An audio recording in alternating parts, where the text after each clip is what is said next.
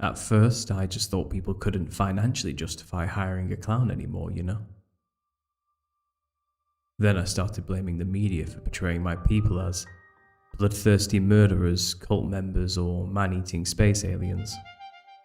Of course, the 2016 clown sightings didn't help. Ronald was the first to go. They just took him away. And we stayed silent. Because that's when the book appeared. What new form of clown bigotry was this, I thought? Hadn't my people suffered enough? My clown act was failing because people just weren't taking it seriously. And once they fired me from the circus, I tried suing them for funfair dismissal.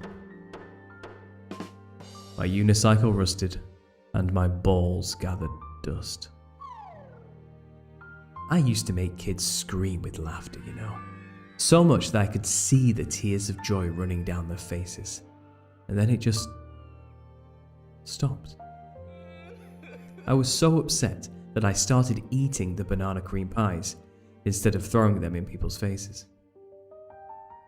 I gained so much weight that summer. I avoided it for a while, but the book's front cover was just so eye-catching, and it was so readily available on Amazon, that I gave in and finally read the thing. I didn't even know what the Nephilim were. Luckily, the author spent the first half of the book concisely explaining the biblical history to me in an easy-to-understand manner, so that wasn't really a problem for long. That's when I read the rest of the book and realized that being a clown is no joke.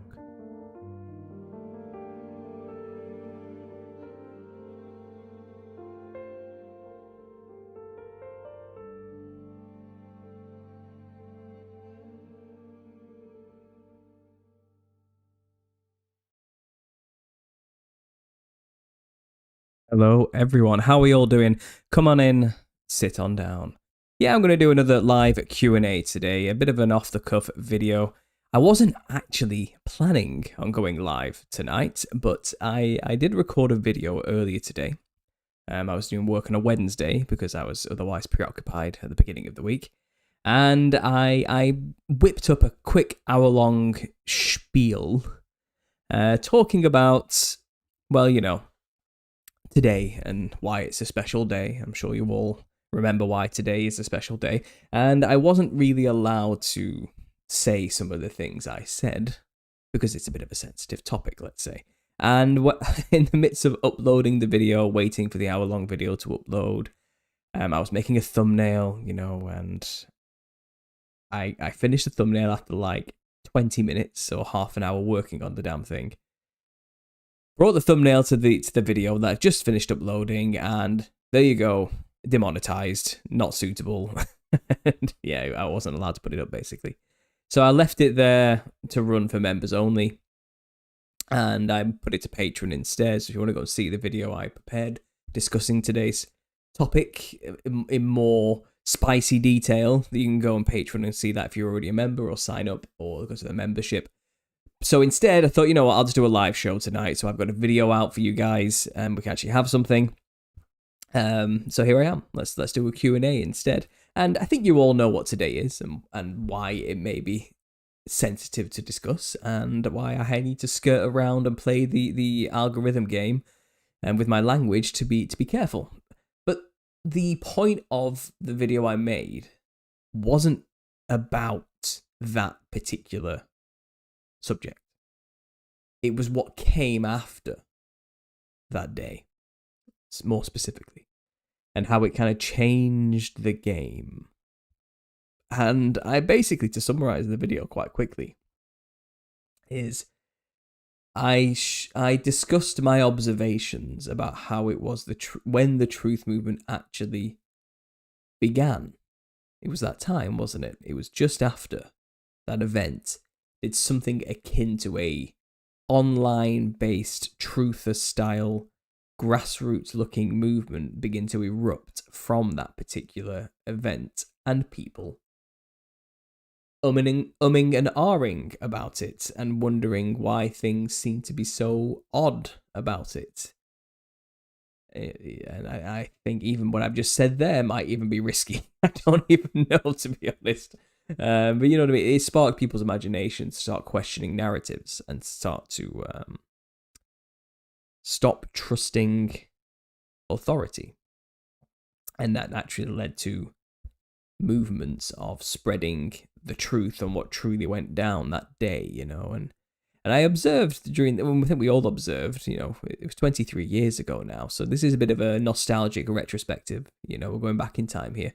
But I think we did observe, didn't we, like controlled opposition to the mainstream narrative appear. And there were quite literally documentaries being released on like early platforms similar to things like Netflix, let's say, which were questioning the narrative in a very loosely controlled manner, to the point where it's kind of like they weren't going as far as the whack job conspiracy theorists were, like myself, saying it was all convoluted, fake, orchestrated ritual, you know. They weren't doing that. But the controlled opposition was saying things like, why did the government fail to intercept what was truly going on at that time? It was a you know, a disaster of ineptitude and of ignorance and people not being right for the job in the right places. And it was all about boring accountability stuff rather than the hard-hitting occult truth about what really that whole thing was truly actually about, you know. Those are documentaries that existed, but that didn't stop the fire from being fermented underneath people, did it, to start rolling with the connections they were making just by researching that one event. And that's pretty much how conspiracy works, isn't it? You discover one particular suspect event, you start studying the oddness about it, you start scratching below the surface, and then before you know it, you've fallen through the hole and you're now plummeting down into the abyss, and you're discovering everything else. You know, everything, it all starts to connect, doesn't it? And it's like, oh, I see, there's an evil cabal that controls the entire world. I get it now. And oh, they all worship Lucifer. Great. You know, it's you start to kind of just roll with it, and then before you know it, you're 5 years deep in, or your family have left you and alienated you because you just couldn't shut up. And yeah, you're one of us now. You're one of us. And you never intended to end up there, but the truth is the truth, and that which has been seen cannot be unseen, which I think is a pretty solid rule of the internet, you know. And I was basically speculating in the video that, okay, so that event, they didn't do a very good job at hiding the fact that it was occult ritual. They didn't do a very good job at hiding that it was orchestrated. It's almost as though they left all the clues to be found. It's almost as though they wanted us to study it and see that it was all, well, the mainstream narrative was a lie. It's kind of like they wanted that. You know what I mean? It's kind of, it just seemed a bit too easy to uncover. It's a little bit too obvious that it was just a bit like, really? That's the best story you've got to explain what happened there? You know, it was just a little bit like, are they joking? And I think, again, after 20 years of constant gaslighting from these psychopaths, I think we've finally figured out that, in a way, they were. They wanted you to find out. They wanted you to discover what they did. They want you to know that they exist and that they're in control. And I discuss, and the thumbnail I'm showing you here shows a young Alice Bailey, you know, the head of the Theosophical Society, with her Theosophical star of Remfan logo behind her head, with the swastika and snake eating its own tail and the Hindu symbol, the mashup of all religions into one Gnostic, Theosophistic, Luciferian ideology, you know. Well, she wrote quite clearly, as a brainchild and student of Helena Blavatsky, you know, this Alice Bailey wrote The Externalization of the Hierarchy. And the Theosophical Society is quite a powerful think tank, even today. You know, she wrote a magazine called Lucifer the Lightbearer, and that evolved into the Lucis Trust today. And the Lucis Trust has the eyes and ears of many powerful figures and organizations and governments. And in the externalization of the hierarchy, it's explained that they're going to reveal the hidden hand. They're going to show the people through controlled, short burst events that yes, we are in control. And hindsight's 2020, but if we fast forward from that event 23 years later to now, then it looks to me like they've done a good job. The plan went into fruition. Things went into hyperdrive after that event, and it was game time. And now, who doesn't know that these people exist? We all know it. We all know who's really in control. We all deep down, even those who are still playing the game of the left, right, red, blue thing, they all know it doesn't matter who they really vote for. Deep down, even in a subconscious level, we all know that there's some kind of weird hidden power in control of this world. We kind of get it, don't we? They've told us over and over and over and over again in all their media. The programming's been obvious. They've revealed that they exist in media in a fictional setting, and they've left plenty of clues that they exist in worldwide events that shape and change the world for the worse. They left all the signs and symbols everywhere for us to uncover. We all know they're there. And we're apathetic. They've done it in a way that we know they're there and we don't care. The majority of people just want to go along to get along, keep their heads down, pretend they're not there and just get on with things as normal, keep the status quo. And even those who know they're there and aren't happy about it pretty much have the attitude of, well, what are we going to do? What can we do? What can we possibly do about it? It just is what it is. There's nothing we can do about it. And then even maybe another smaller faction are like, yeah, I know they're there, and I want to join them. And it's pretty much the end goal is to get everybody thinking like the latter. How do we sign up? How do I become a part of the winning group of people who own everything? How do I get there? And that's the plan of the externalization of the hierarchy. Soft disclosure, reveal that we exist, and then get the people to believe our religion and be on our side and think that not only do we exist, but we're the good guys and what we believe is right. And what comes with it is a Gnostic, hybridized, Luciferian, hermetic, alchemical, wizardry religion. A lot of woo-woo in there with crystal chakra alignments, energies, and thought form stuff, all kind of amalgamated into this. All religions are just one religion type ideology. And that's the New Age ideology for the New World Order, And yeah, they're going to get us to believe what they believe, but fundamentally they're going to get us to become Luciferians.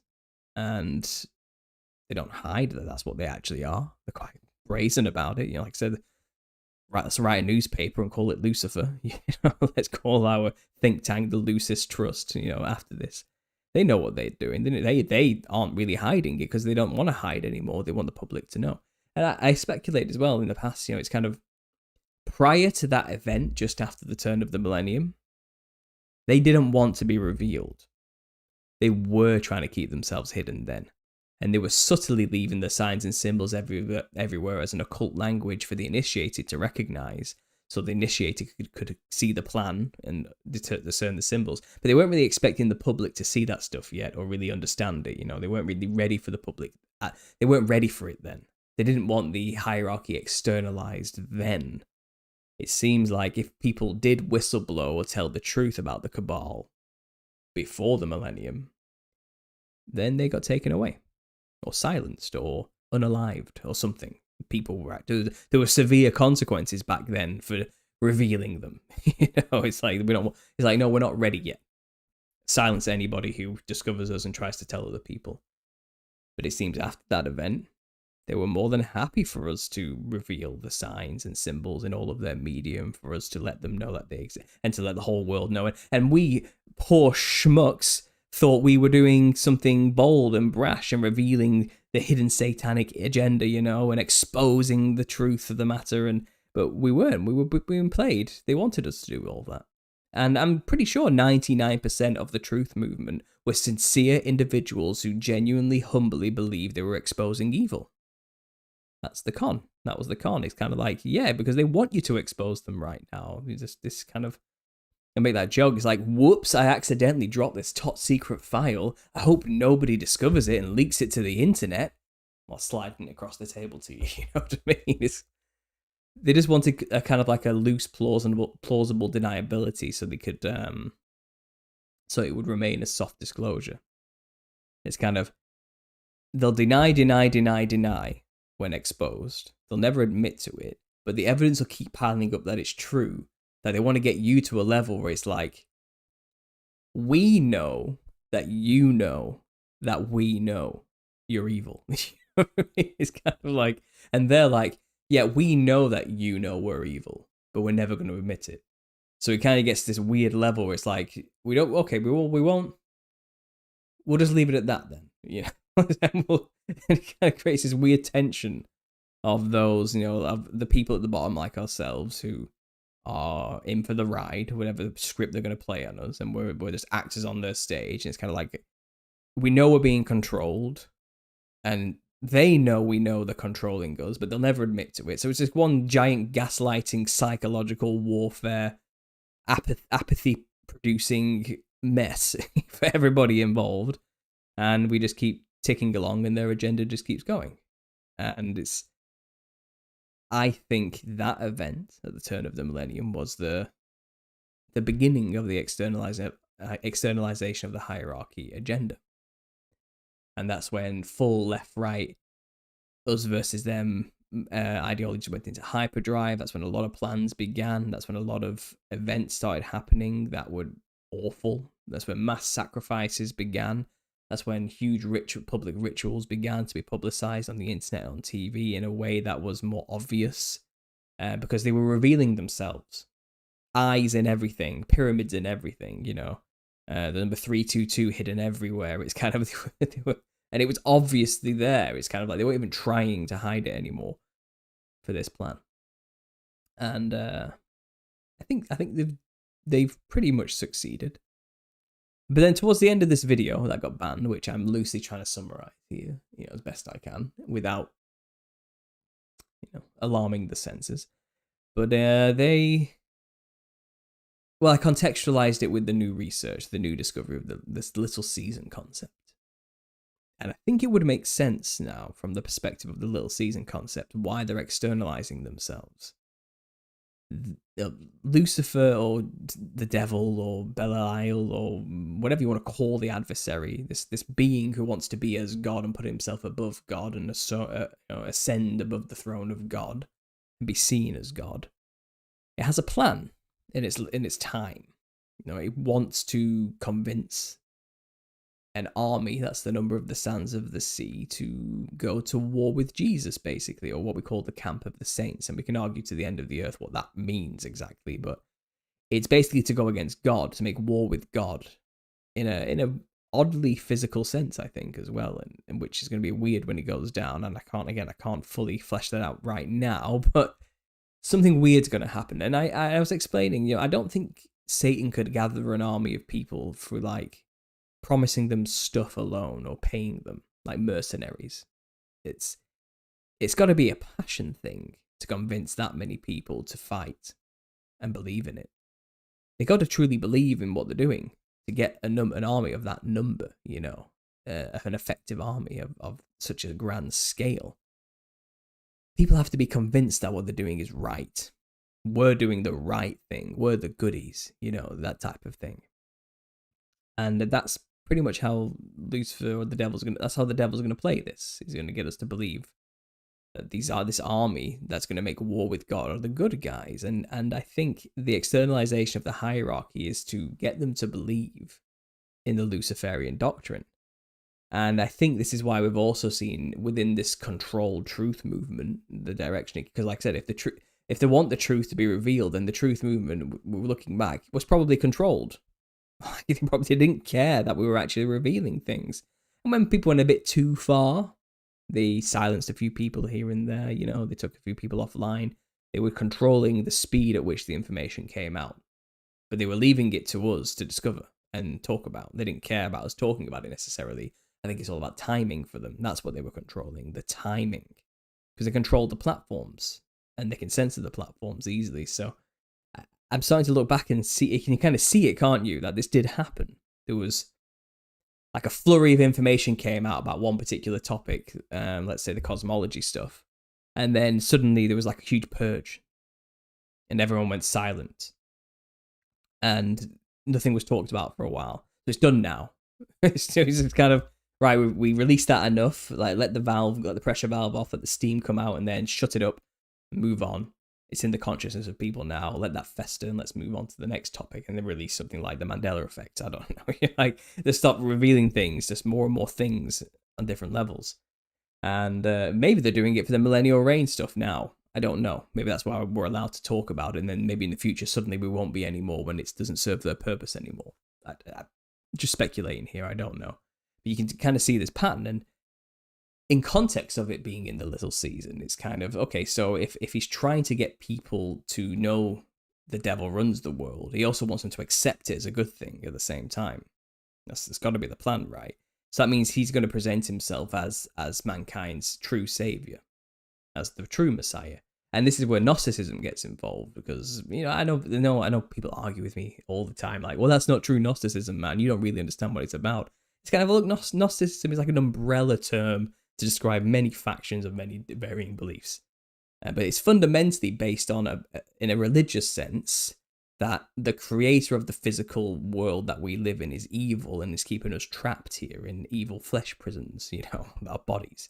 And the aim is to escape the prison by, I don't know, there's many ways people claim you can escape this thing, and none of them are coherent or make any sense. But it's it can come under gaining Christ consciousness, or enlightenment of some kind, or breaking the cycle, or not going to be soul recycled by going into the light. Or they don't even know what they believe, but all they know is that what the creator of the physical world is Yaldabaoth, or Yahweh, is evil. He's an evil creator, and the true architect of the universe outside of this is the real God. And then the whole thing about wisdom and Sophia gets involved, and the whole duality of male. It gets really weird. It starts to get convoluted, and androgynous and strange. But it's Luciferianism at its core. It's the snake in the Garden of Eden. God doesn't want you to be like him. That's why he's telling you not to eat the apple. He doesn't want to let you become as gods. He wants to keep you trapped here in the garden, because he's just a cruel, vindictive prison keeper who wants to keep mankind down. I want to help you. This is Lucifer. This is what he's saying. I want you to have the knowledge. I'm going to steal the fire from the gods and give it to mankind. And I'm going to bring you out of this worldly, fleshly prison into godhood. And that's what's being sold today, in a religious sense, especially in the truth movement. There's a huge push for Gnosticism in the truth movement, and it only became really pernicious in the past 5 to 6 years. Prior to this, it was soft Gnosticism that was popular. It was like sacred geometry and chakra alignments, and orgone energy pyramids and frequencies, man, and tuning the things to 432, and getting everything back to the holistic method, all that kind of stuff. The more hippie side of Gnosticism, but fundamentally, even Alice Bailey, who's like the head of the Theosophical thought process, and Helena Blavatsky, not only were they into the Gnostic, deep alchemical, hermetical principle, higher philosophical stuff, but they were also into all the weird crystal power, chakra, sacred geometry stuff and thought form stuff. When you read their works, they were like both. And it's kind of like they introduced first to the people the basic fun stuff of their religion, the shapes and the colours. And then once those who are denying God and Christ faction of the truth movement, who are seeking knowledge, once they graduated from the basic stuff and got over crop circles and wanted more meat, they moved into the Gnostic, deep philosophical, alchemical, hermetical stuff, And I observed that happening, and I was like, what is going on? I took like a 5-year break from YouTube, came back in like the start of the 2023, I think. And I'm like, what is going on? It's just Gnostics everywhere. Gnosticism has just grown massively, and I'm starting to realize why. It's because of this externalization of the hierarchy thing. The Theosophists' belief systems are becoming mainstream because they've been indoctrinated into people through the truth movement as an alternative answer, an alternative spiritualism, because people are searching for God fundamentally. So they don't want them to find God, they want them to find Lucifer. the god of this world currently in the little season. And they want people to think he's the good guy. They want him to be on his side. So when he reveals himself, they'll be able to join his army willingly and happily to take down the evil prison keeper god who wants to keep us trapped here. You can kind of see it all, can't you? The long game here. But I think there's also going to be layers of deception upon this, which is just going to get really, really weird. Because they've also been letting Christians just run wild and talk about futurist eschatology. It's kind of, there's no problem having a 501c3 church and preaching Christianity as long as it's futurism. You're allowed to do this. No one's going to stop you, you know what I mean? No one's going to stop you from being a Christian as long as you're talking about futurism. As long as you're talking about that Darbyist 1800s doctrine from his particular Bible footnotes, as long as you're talking about Christ is coming in the future, man, he hasn't already come, then you're fine. There's no issue with that. Preach away, whatever, that they encourage it, in fact. But things are kind of changing now, aren't they? And it's going to be interesting to see how this pans out. And I think, they're going to get the Christians to believe that Christ is about to return. Like, I'd say 80 to 90% of modern Christians are waiting for Christ to return at any moment. The signs of the times are here. Tribulation is upon us. The seals have been broken. It's happening now. The trumpets are being blown. Any minute now, Christ is going to return. There's going to be a 7-year destructive event, and Christ is going to establish his kingdom forever and ever and ever and ever, and everything's going to be perfect forever. That's what they believe. That's what the majority of Christians are waiting for. That falls perfectly into the Theosophical's worldview. Because, Lucifer, or the devil, wants to present himself as God and place himself above God. What better way to do that than to pose as Jesus Christ returned? It's the best way to do it. And to deceive so many. A deception so grand, even the very elect could be deceived. It's going to be a big one. So you'll have the Theosophical Society preaching, the betrayer has arrived, the world teacher is finally here. And then they'll meld it into the Christian worldview, saying, well, who you call the Christ is actually the betrayer. And he's the God of all religions, because all religions kind of had it right, And then it'll fall into that. And then you've got the billions of Christians on board as well, because how can they deny their eyes? They saw the signs of the times. All prophecy was fulfilled. And then Christ returned, and here he is. But it turns out Christ was just one of many teachers. They'll start injecting the poison into the ideology. And I know as conspiracy theorist Christians have kind of reached the end here. For us that sounds ridiculous. No one's gonna. But I think we may be overestimating people's capacities to understand what's going to go down, and we have too much faith in them. I think a lot of people might fall for it quite easily. But this whole externalization of the hierarchy thing, this indoctrinating people with Gnostic Luciferianism on one level, but then also at the same time allowing futurist Christianity to grow exponentially and get them hyped up and ready for the tribulation event, is amalgamating into one giant reveal of the false savior, of Lucifer, or the devil, or whatever. Maybe the devil sends Lucifer. Some people say Lucifer is actually a Nephilim and the devil's son or something like that. Whatever gets revealed is not going to be the true Christ. Is what this theory of the little season entails. Christ wasn't a liar. He already came back. It's done. The millennial kingdom's over. Now we're waiting for the new heaven and earth and the eternal kingdom.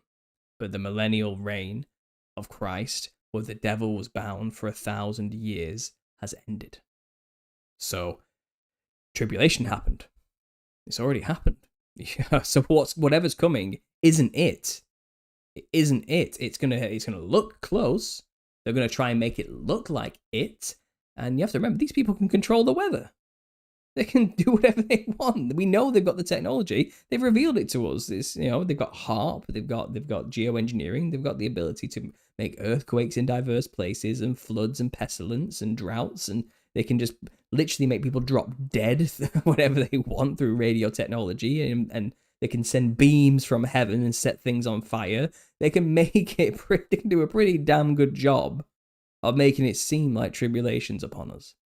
They control all the governments, all the media. They can make wars happen whenever they want. Like, they're in control. Like, it's a play to them now, and the script is revelation. And we need to up our game and get past them. We need to realize what they're capable of. We need to see through the illusion and stop being a player in their game, essentially. And, I had to see it all playing out. And it was from that one event 23 years ago where the plan was put into motion. It was truly put into motion that day. I believe that's when it began. And I think in retrospect, the truth movement was the honest truthers within it were being played. Like they were allowed to talk about the things they were finding. And the things they were finding were put there for them to find. And we can know that by reading, by actually looking into the writings of those who control us, because they're so brazen about it. Like they're not hiding it. They just never expected people to actually read their books because people are otherwise preoccupied and distracted. They have that much hubris, and now we can know. It's too late because they want us to know anyway. That's the joke. It's kind of they're not actually that stupid, really. They've done a good job, I guess, from their perspective. Like they've kind of succeeded in a way, but in the end, they're not actually in control. This is the joke on them. For as much as they're going to orchestrate all these events, Jesus never stopped being in control. God is still in control, and all of this is going to be cut short. And I think in a way they may have been convinced that they actually won in some way. I think they might actually be drinking their own Kool-Aid. Like they might actually believe their own nonsense, and they've deluded themselves into believing it. Like they have a chance in a sense. It's odd. Such an odd way of thinking and being, and they probably believe the promises of their God that there will be as gods, and for in so much as they are intelligent enough to orchestrate a mass conspiracy, it's like their pride and hubris blinds them to the fallacy and all of it, like the vanity of it all. It's kind of like they made war with God and they think they're gonna win, and they've had a good, and like I said, they've had a good try at convincing a large contingent of people that the God they're fighting against deserves it. He's evil, he's a cruel, vindictive prison keeper who wants to keep us down and trapped in the flesh, and they've basically joined a death cult. It's like the only way to free humanity from this is to wipe all of humanity out. And then all the souls are finally free from the flesh prisons, and we can have a good chance at leaving the soul cycle and getting out and getting back to source and the true creator, the grand architect of the universe, or something like that, So that they have justified in their own minds that killing people is a good thing. The more people we can kill, the more concentrated the collective consciousness of humanity is in fewer people. Therefore, the more powerful we are mentally, and the more mastery we have over the matrix, that we can finally free ourselves using our consciousness in a way. But the more people there are, then the more dissipated our consciousness is, and the weaker we are. We need to be more concentrated into one vessel. And that evil, cruel God, he made us male and female when we should be one. He separated us and made us even weaker. Have that kind of odd view of creation, the beautiful creation of God. They bastardized into some kind of prison in their own mind, and the only solution is genocide. We need to keep the population below 500 million. Remember the Georgia Guidestones? That was numero uno. That was plan number one. That was the main goal, if you remember. That's a lot of people. Even if you want to think, oh, well, there's actually only 2 billion people on the earth, not 8 billion like they keep telling us. Either way, to get down to 500 million, that's a lot of people. That's a lot of people. And why? Why keep it under such a low number? It's not about resources, as they try to make out. That's the promise. It's so the earth can regrow, and we're not such a cancer on it anymore. They view humans as cancer. It's because from their worldview, humanity's consciousness is one. And the more people there are, the more diluted it is. So they actually think they're the good guys, and they think like Lucifer, the light bringer, is the one that's going to free us from it. He's like one of the gods that's on our side. He's like the god who sees the problem, and he's trying to help guide humanity out of the prison. That's how they see it, and it's terrifying. That's what we're up against. But in Satan's little season, that's exactly how we would want people to think and believe. That's how we can convince the entire population of the earth to make war with God. They will believe it. They will believe they're doing the right thing. They'll believe they're fighting to free themselves. And they might even know, oh, well, it says here, if we fight against the evil God, fire will come down from heaven and kill us all. And if they're so into that religion by that point, if the earth has been so indoctrinated into the ideology, they'd be like, good, let's go make war with the camp of saints, so we'll force God's hand to kill us all. Then we can be free. That's probably what they actually think. It's kind of like, we need to force God's hand so he'll bring judgment on us, so we can finally get out of the trap. Like that's... I can see it working. I can see this pernicious belief system working as a method to gather this army. And this will be the New Age religion for the New World Order, which I think we're already living in, and we're in the early throes of it, Anyway. Today, the anniversary, of that particular event, sparked a lot of these thoughts in my mind and made me get a little bit like, has it really been that long? What has happened in that time as far as truth being revealed? And I've had this existential breakdown in my mind. It's kind of like, oh no, we got absolutely played, and it's working. They're actually like way ahead of us, man.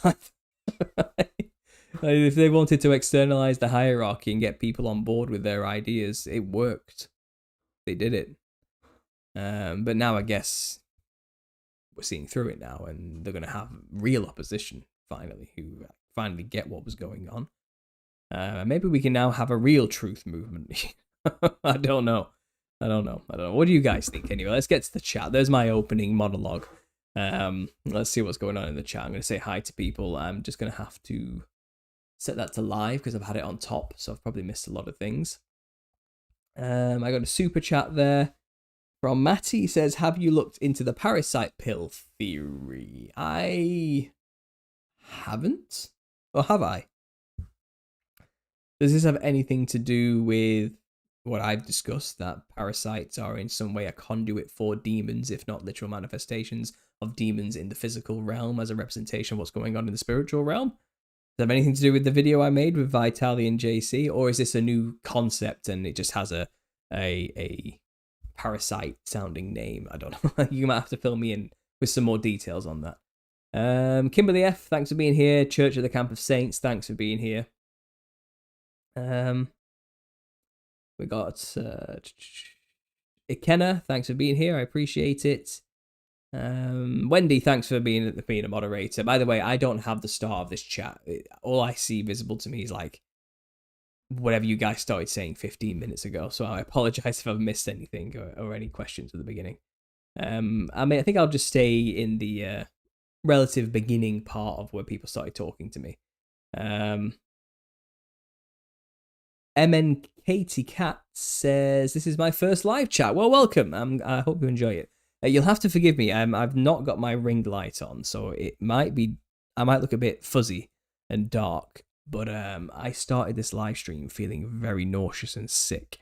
Something started happening to me about half an hour before the stream. I just started to get really sick, and not feeling well at all, and just dizzy. So I took an antacid.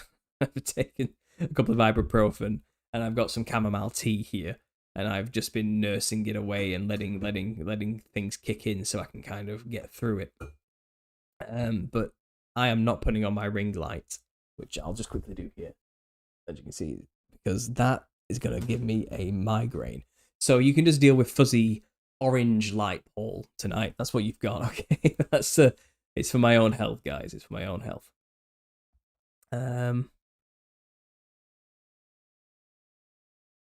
Those of us seeking truth through our Father in heaven, Jesus Christ, are finding it, says John Fry. It feels like it. I feel like, we're not going to get left in the lurch here by Jesus and God. I think in his time, he'll reveal the truth to his people, as he always has done. And I think we're all figuring it out now, aren't we? It's kind of like, oh, so that's what was happening. Asking you shall receive, and I feel like I asked a long time ago, and I have very slowly received, and now I think I've gained enough perspective to get a more holistic image now of what went down. And I don't think I have it all figured out. I'm saying I have the definitive answer and believe everything I say. Absolutely not. But so far, this is the best I've come up with. I think this is what's going on. I think we're in the little season of Satan. They've externalized themselves to the public now, the controlling hand, in preparation to get people to believe in the New Age religion for the New World Order he's establishing in time to gather an army to make war with the camp of saints. I think a tribulation-style event is going to come upon us, and I do think this false Messiah is going to reveal himself as Jesus in order to encapsulate the whole earth. But he won't call himself Jesus. He'll say, no, that's just one of my incarnations. I am the Maitreya. That's probably the name. I'm the world teacher. I'm here to help all humanity transcend this world into a new dimension. And he'll probably use phrases like into a new heaven and a new earth. He'll use biblical words because the devil knows the Bible, and he'll say enough to convince the Christians, the Muslims, the Buddhists, the Sikhs, all the factions, the Zoroastrians, whatever you want to say, the Jedis. It doesn't matter what pick a religion, he'll say enough to convince them all that he was the savior they were all waiting for, and then it will be amalgamated into oh, by the way, I'm also from out of space and I'm part of the Galactic Federation of Planets, and you're about to get attacked by the evil invading, I don't know, Zerg and his evil invading galactic army. And I've come here to help prepare you for the coming war, And it's possible then that people will follow the teachings of Lucifer, basically.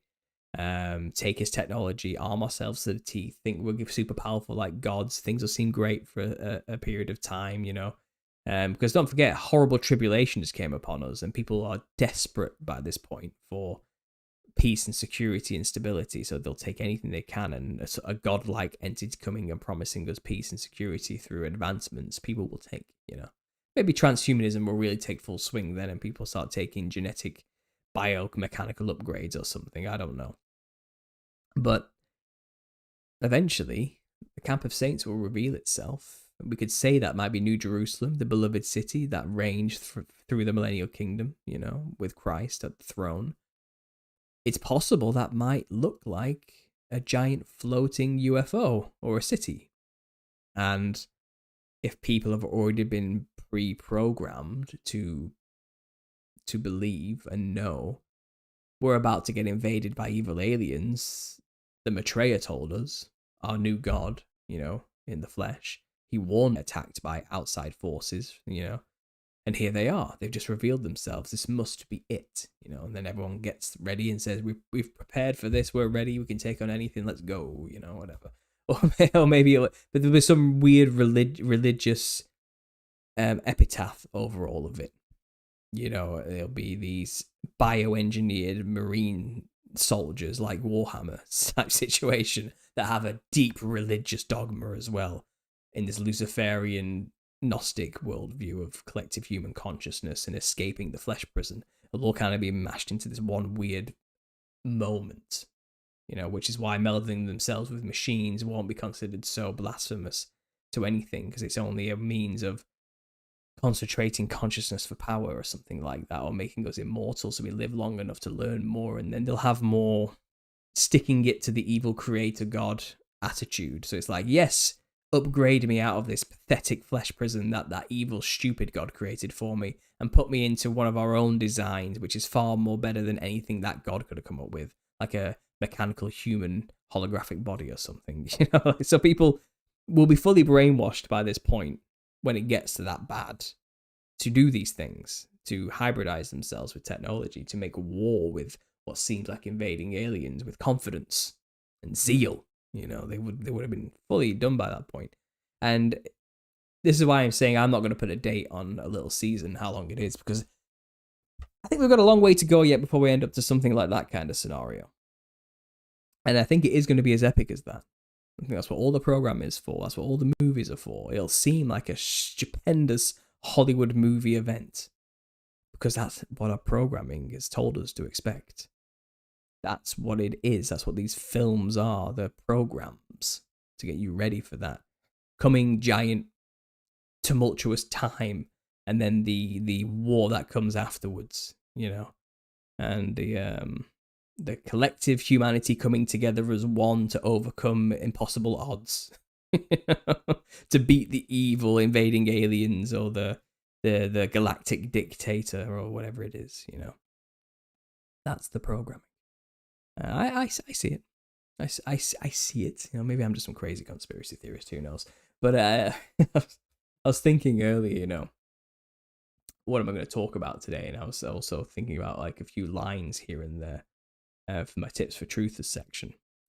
And people have been sending me messages, you know, that they're buying my book in bulk, and they say, "Oh, well, I'm going to give it out to like pastors and friends." And someone was telling me, I have this one friend who used to be a pastor, but has recently kind of lost the faith and kind of just lost themselves to conspiracy theories. And they're hoping my book is going to bring them back in a way and give them a bit of perspective to help them understand what's going on in some context. Instead, they're going to introduce my Tips for Truthers series to them. Sorry, my Truther therapy sessions. And I said, you know, I'll talk to the guy, you know, if you want. Like, we'll sort something out. But I was just thinking about being a conspiracy theorist today. And for a long time, maybe not so much now, I think the tides are turning, but for a long time, being a conspiracy theorist was like the worst thing you can be. And you knew that because it was the class of human that all classes of humans ridiculed. Do you know what I mean? Like, it didn't matter whether you were gay, straight, Christian, Muslim, Buddhist, whatever, name your thing, name your faction, name your group that you identified with. They all agreed on one thing. Conspiracy theorists are stupid. Like, they all agreed on that. So it's kind of like, if you want to be an oppressed minority, there was no greater oppressed minority hated by all factions than the truther. Like, we were truly like pariahs to society through and through, the real subjugated, you know, the ones you're allowed to hate. You know, the 3 minutes of hate people. It was always directed at us. It's kind of, oh god, those crazy conspiracy theorists, they're at it again, you know. Whenever an event came around, they'd be like, do you see the signs? It's like, oh, here we go again, you know, the crazy conspiracy theorists, they're at it. Am I right? You know, it's kind of it's like, yeah, Jew or Gentile, it didn't matter. We all hate the conspiracy theorists. I was just thinking about that, and how the tides have kind of changed now. Now we have memes like, all those conspiracy. It turns out all those conspiracy theorists were right, but they're apathetic about it now. It's kind of like, it doesn't matter whether people figured out the truth or caught up to whatever we were screaming about 10 years ago. Because the hierarchy is externalized, the hidden hand is known, and nobody cares. It's like, yeah, so what? I think they're pretty cool, actually. You know, I think I might try and become a member myself. It's that kind of stuff, and it's just sad, isn't it? How things have changed, and we were just along for the ride. You know, and the truth is, it was never really about conspiracy theories. It was about the friends we made along the way. So we'll have to always remember that. And with that, I'm going to pause for a quick commercial break. At first, I just thought people couldn't financially justify hiring a clown anymore, you know? Then I started blaming the media for portraying my people as bloodthirsty murderers, cult members, or man-eating space aliens. Of course, the 2016 clown sightings didn't help. Ronald was the first to go. They just took him away. And we stayed silent. Because that's when the book appeared. What new form of clown bigotry was this, I thought? Hadn't my people suffered enough? My clown act was failing because people just weren't taking it seriously. And once they fired me from the circus, I tried suing them for funfair dismissal. My unicycle rusted, and my balls gathered dust. I used to make kids scream with laughter, you know. So much that I could see the tears of joy running down their faces. And then it just stopped. I was so upset that I started eating the banana cream pies instead of throwing them in people's faces. I gained so much weight that summer. I avoided it for a while, but the book's front cover was just so eye-catching, and it was so readily available on Amazon, that I gave in and finally read the thing. I didn't even know what the Nephilim were. Luckily, the author spent the first half of the book concisely explaining the biblical history to me in an easy-to-understand manner, so that wasn't really a problem for long. That's when I read the rest of the book and realized that being a clown is no joke.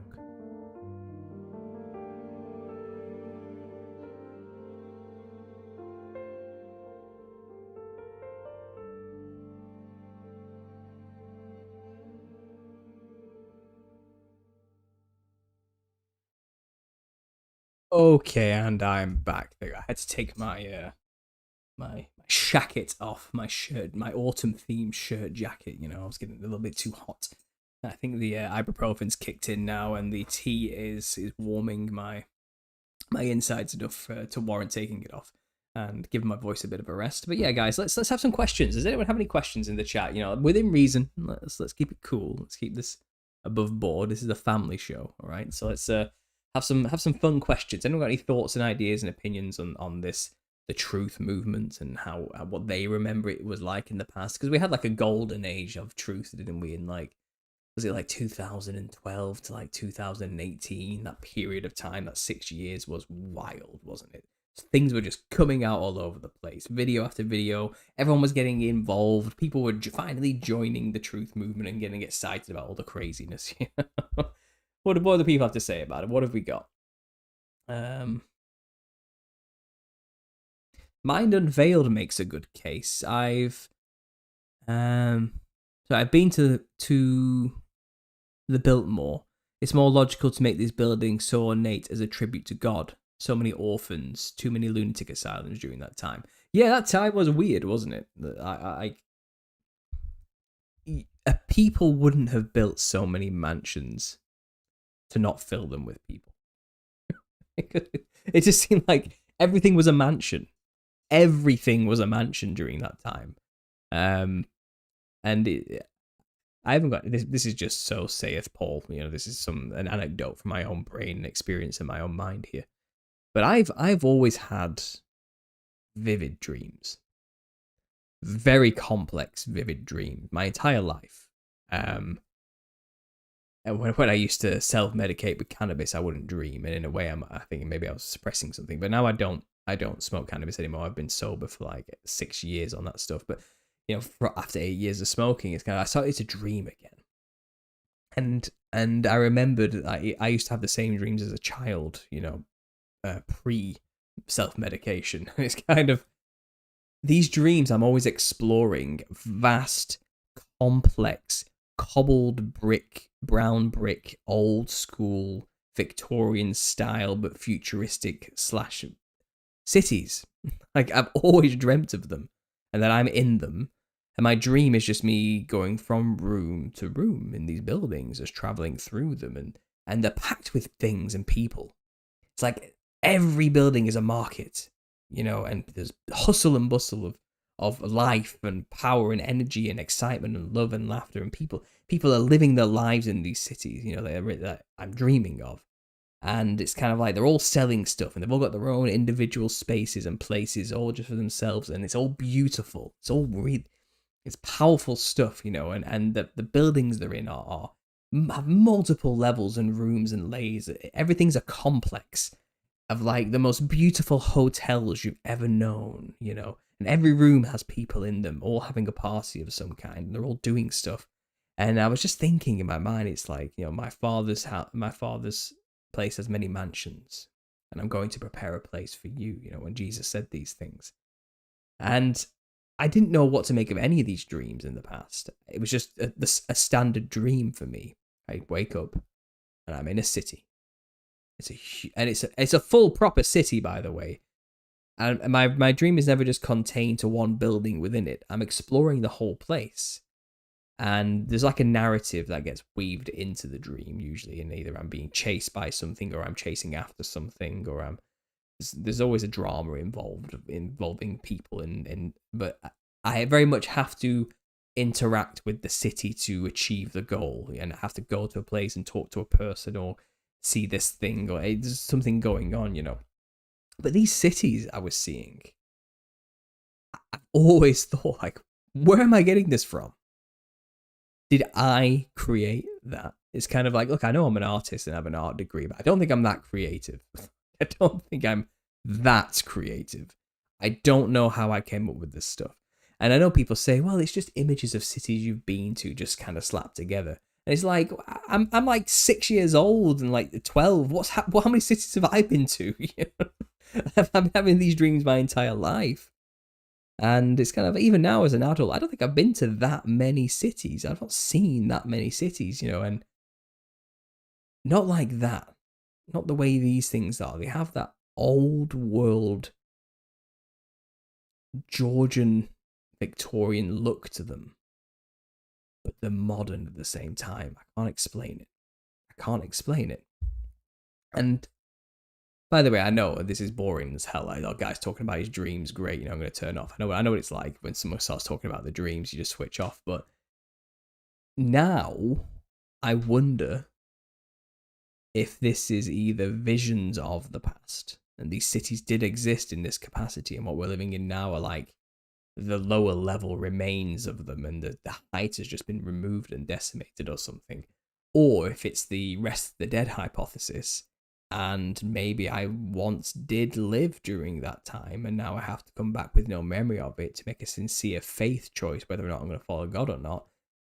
That's a wild theory. I know that's very contentious for many Christians, the whole rest of the dead theory. Who are we living in the little seas and stuff? But I've always had visions of these places, and now I'm starting to think, I think I'm seeing what it was like at one point. Maybe there is like a collective memory of it in some way that I'm just tapping into, and then impression was left behind or something. I don't know. I have no idea. But I've always had those dreams. Always had those dreams. And years before ever getting into the Tartarian research leading to the Millennial Kingdom research, I had a dream when I was at university in like 2013, 2012. So this is long before this was even like a thing as it is now, of looking over an enormous Grand Canyon-like hole in the ground. And I'm at like one of the mesas at the top looking down into it, you know. But it's darkness down there. You can't really see. It goes deep, you know. And I'm looking down into this thing. But the sky is brown and black and dark, you know. But rising out of this cavern is this beautiful, multi-complexed, onion-domed, bright, fractal-coloured cathedral. Just rising out of this darkness. And I never forgot that dream.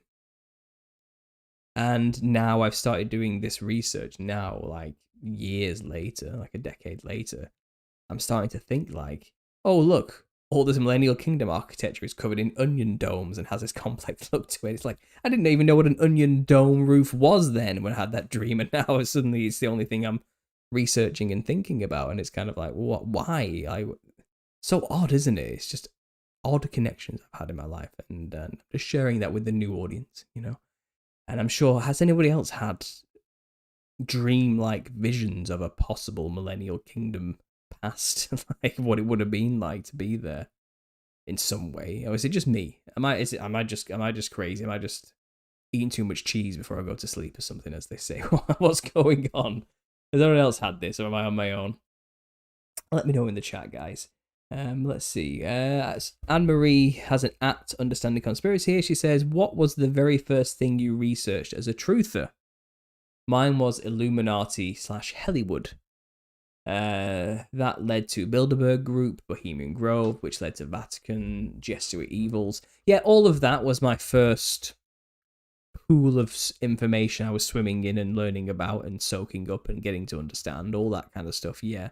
My trigger point that got me to begin to research those basics you mentioned there, the first things, was the 2012 end of the world was coming. That was the first outrageous, all-encompassing theory topic that caught my attention. That had always been the whole, obviously, the anniversary of the event that is today event. There was always those people around, wasn't there? And there was always like the kind of like the conspiratainment conspiracies that I'd always listened to. You know, the conspiratainment people were the ones talking about, you know, the evils of the fast food industry or like the corruption of the banking systems and all that type of stuff. You know, and they had their own Netflix documentary. So they weren't really groundbreaking, you know, stuff, but they were like enough for the masses to think they're getting the truth about. So there was always those around, but the true scratching the surface of our reality stuff was the 2012 end of the world topic triggered me to start researching alternative religions and worldviews, which led to me discovering about the Illuminati and the occult and the secret society stuff, which then led on to the things you talked about, you know, Bohemian Grove, the Bilderberg, the Vaticans, the Jesuits, all that type of stuff, and those who shall not be named as well. You know, the whole thing like started to come together, and it becomes a blur. Then it's just you've got to go through your it's like a 3-year course, isn't it? It's like getting a university degree. You've got to just spend 3 years learning. Then you come out the other side, and that's it. You're a full-blown conspiracy theorist, graduated and everything. You know everything about everything. And then what do you do with that information? Well, I suppose you go and get yourself a master's or a PhD. Then you just either you stick around and become an in-house academic of the community and never leave, or you move on with your life and just don't think about it ever again, or apply that knowledge to making smart decisions. And I guess I stuck around. I became one of the conspiracy theorist academics who never left. But that I think the first major topic was the end of the world 2012. Obviously, that led to everything else, you know, and that's where I discovered the idea of like false flags, you know, and the New Age agenda and the ideology surrounding it, and obviously cosmology starts getting involved because people were talking about pole shifts and stuff like this and pole reversals, and all of that's got to be absolute bollocks once you realize biblical cosmology. So it's kind of who pushed these ideas to begin with. Why were the films coming out literally called The Day After Tomorrow in 2012 around this period, showing the world ending? It's like they're hyping people up on purpose. It's kind of like, and I saw the psychological warfare involved with all of this, and I think I got my first book on the concept here called Brainwashing. The Science of Thought Control by Kathleen Turner. And this thing's old now. Look how brown it's become. You know, I've had this for years, and it's like an introductory study to neurolinguistic programming and how consciousness works and how it's easily manipulated and in many cases. And I used it for my dissertation. I mean, I've randomly got something highlighted here. I don't even know what it says. Let's just read it. It says here, we do not want to think of ourselves as straws blown about on the winds of causation, but as rational agents steering a careful course. The world may not be fully predictable. Our actions may not be fully predictable even by ourselves. But what is preferable to having everything we do predicted by another, especially since that other may use prediction to implement control against our best interests? Human beings may be socialized from an early age into the idea of obedience, but if they are made to feel that their actions are predicted or controlled by someone else, particularly if that someone is not an accepted authority, they often react negatively. A phenomenon christened reactance by social psychologist Jack Bream. However, for reactance to occur, the reactor must feel that some kind of resistance is possible. Otherwise, a set of submissive, depressed attitudes and behaviours, learned helplessness, will be adopted. So even that's talking, what are the odds? Just picked a random page. So what are the odds? This is basically saying people are okay with being controlled as long as they feel like they have some slight hint of reactant freedom. And then you can continue to control them as long as you give them a little bit of an outburst. The truth movement is pretty much what we were just talking about. But yeah, and I'm way past all that stuff now. I'm just full blown crazy now. I'm just a nut job conspiracy theorist who isn't trying to appeal to the academics anymore like I was back then when I first started. But fun times. Getting nostalgic, guys. I'm getting nostalgic here. Why does the powers that be hate redheads, do you think? I didn't know they did hate redheads. I didn't know that was the thing. I like Mind Unveiled, but you can tell they are kind of new age. Yeah, well, take the good with the bad. Each to their own on that. True about Mind Unveiled, new age, but good folk, says Wendy. Exactly, yeah. I don't think he's evil. I don't think he's a liar. I don't think he's intentionally. It's just what he believes right now, and people change. We'll see. I have been a truther for that long and not sure what we have achieved much. I wasted 20 years of it with UFOs. Now I know what they are. Yeah. I just feel like that, doesn't it, sometimes? Makes me sad for them and pray they come to true saving faith.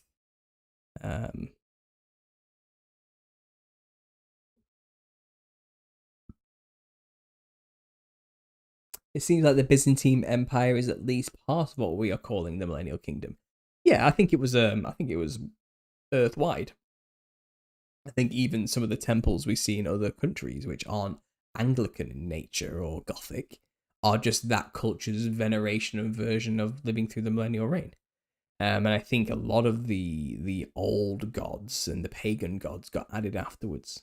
I'm starting to think that's probably what happened. I think prior to the iconographies being added to a lot of these places, they were functional machines without iconography. I think the pagan iconography got introduced during the Renaissance period, more likely, after the Millennial Kingdom, where people were free to be artistically, nuanced once more, and they probably started adorning these buildings that were laying around everywhere with all sorts of crazy things, thanks to the Enlightenment and flourish. I'm thinking that's more likely what started to happen, because the adornments aren't necessary for the machine to operate, as these buildings seem to be. They seem to be machines that were used for harnessing energy and frequency and ether, and the form served a purpose. And you don't need sculptures of old pagan gods to make the form serve the purpose. They were like an afterthought, and I think Satan's Little Caesar, I think that's where a lot of this began to appear for the first time. And obviously, I think a lot of it is also may have been created during the Millennial Reign too, but not in like a veneration of the thing, but more of a let's remember what happened type thing, or to retell stories of the past. Sculpture is a great way to immortalize stories. Dreams are great, not boring. Okay, fair enough. Sounds like a vision. It's a hint from Yar. Well, maybe. Who knows? I don't know. I had to leave for a sec. Nice to see you take your jacket off and stay a while. It was actually cold initially. I had the jacket on because I didn't feel well. I was getting shivers, but I think the ibuprofen's kicked in now, and I feel fine. I would just trip on the concept of forever. Interesting. The same way humans wrongly try to God time is how we do with time. Okay, I'm not sure what happened there, Art, so if you want to try and rephrase that one. Cassandra's here. The chat's just got away from me. It's jumped.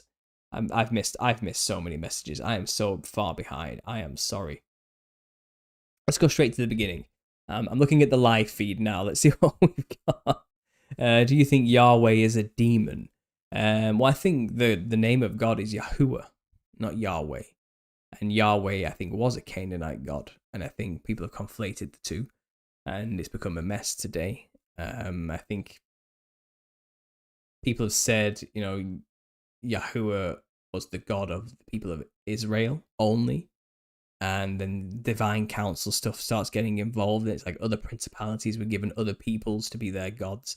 And I think a lot of confusion and crossing over had happened. But I'm not 100% sure on that. I think there is just one creator God of all things, including this world, and I don't think the world is evil. I think that's the lie. That's what the serpent has tried to convince humanity since Garden of Eden, that the creator is evil and wants to keep you trapped here. And they don't. It sucks the beauty out of all creation when you start seeing that thing. I don't think this world is evil. I don't think everything is terrible here. I think this is amazing. I think this is it. This is life. This is what life is. And this is what it means to be alive and to have the breath of life, is to be a living soul, to be a body as well as spirit, to be all one working together. And the Gnostics are very much like you're a soul trapped in a machine vessel that you control.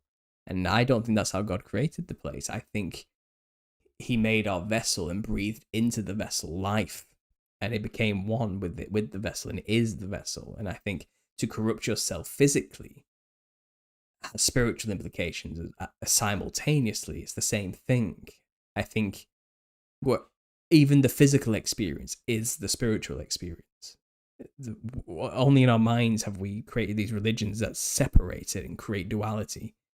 And I think God created us whole with a body living in this world for us to have the ability to experience things, to actually live in a vessel, in a body. Without it, you can't really experience without senses. There is no experience without senses. And I think that's the fate the Nephilim now have to suffer, which is why possession is even a thing. It's why we're the prize. It's why they want to be in our bodies, because they don't have one, and it's hell. It's not good to go back to source as they promise humans is great, It's actually a trap. It's a problem. To be embodied is to have the ability to actually live. And I'm okay. I love God's creation, and I love God, and I love the fact that he created it for us, and that we have this, and that it can be what we want it to be if we take that power and actually do something with it. But we've given the world over to Satan in a way. We've abdicated our responsibility as caretakers for this place to other people who don't care about it, to entities and principalities that don't like us and hate us and want us dead. And we have to live with the consequences of that. So yeah, this world does seem pretty awful right now in Satan's little season, and I can see how he's trying to create a mundane, death by a million cuts reality for us all, where it's just so boring and drab and miserable in a long haul, drawn out process to exist that it's kind of like, oh, can we not just end it now? This place is hell, That's exactly what he would do. But if you can break out of the matrix created for us by the devil and see through that false reality that's been laid over the creation of God, and you just see the clouds for the first time, feel your lungs being filled with fresh air for the first time, be as a child for the first time, and look at the world as a child looks at the world for the first time, you have that moment, you realize it's not what I've been made to believe it is in here. It is what it is out there, And these are profound experiences, I say, that come with being born again, with finding a real relationship with the Creator sincerely, and accepting you don't know it all as well comes with it. Like, you've got to have this humbling moment where it's like, I'm not going to figure out how it works. I'm not going to know everything. I'm not going to know the meaning of life and the universe and everything. I'm not going to be able to figure out the mechanics of how reality exists and works. But I can get to know the person who does. That's what it comes to. That's how it's going to work. And that comes to being humble. So yeah, that's, I don't know. I said a lot of things there. So let's go back to the chat. Truman, I understand a lot of the views you were talking about, but I have met Jesus and God our Father several times. I have met Jacob. I have seen demons. Interesting. Remain a soft, formable clay for our Father. Yes. I'm here at Five Guys trying to type with one hand. Side note, they gave me a free drink. I feel like I've won some. Five Guys makes me nervous. Like, I like the burgers.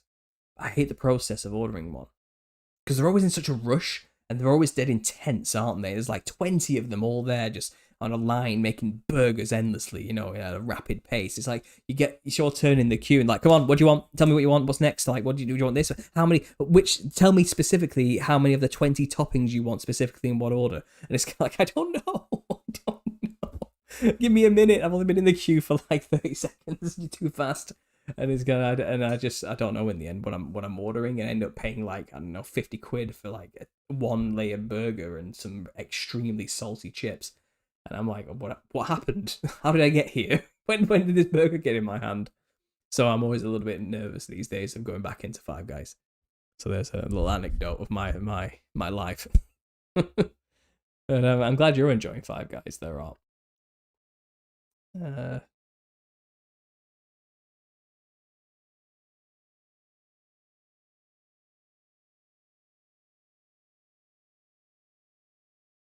Sorry guys, I'm trying to read the chat here, but it keeps jumping away from me, so I'm scrolling back again. We're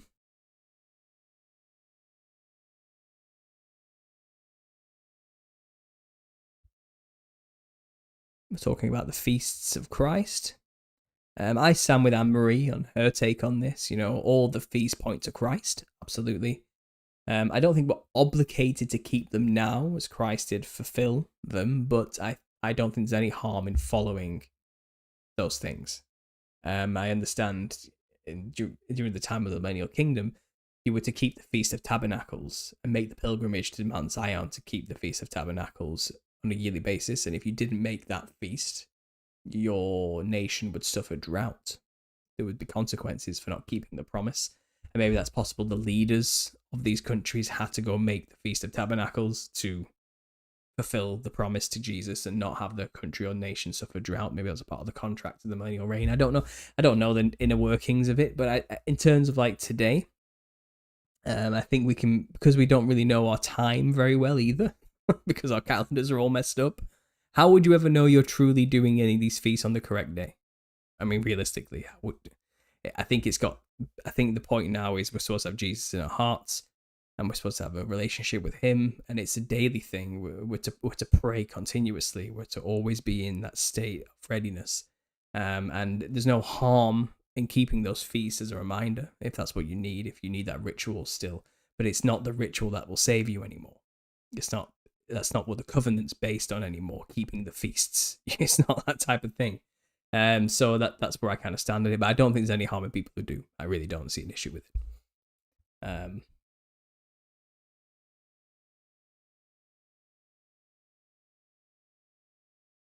Do you believe demons are Nephilim and the princes of hell are different / their parents? I think there's a hierarchy to the Nephilim. I think, first of all, angels, who are the fathers of Nephilim, mated with human women, they can go to any realm anywhere.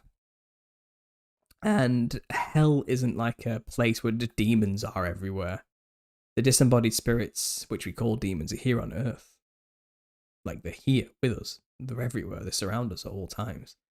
And I think the principalities, the parents, who might be these princes of hell, as you're describing, or have been so-called been named in more of a modern sense from, like say Dante's Inferno or something. But these, their hierarchical structure of military structure is that they answer to their fathers. And I think the Nephil and the Elio, which are the children of the Nephilim, and then the children's children of the original Nephilim, so forth, they would just go down in rank and size and ability. So I think the hierarchy is based on age, basically, for the majority of Nephilim, and size, perhaps. But in the spirit realm, it's probably ranks by age. But above all of them are the principalities, which would be the fallen ones, the Watchers, who were not bound in chains and who didn't mate with women these days. And it's I do believe the Watchers were set free, probably after the 1,000-year prison of Christ, of the devil, I assume.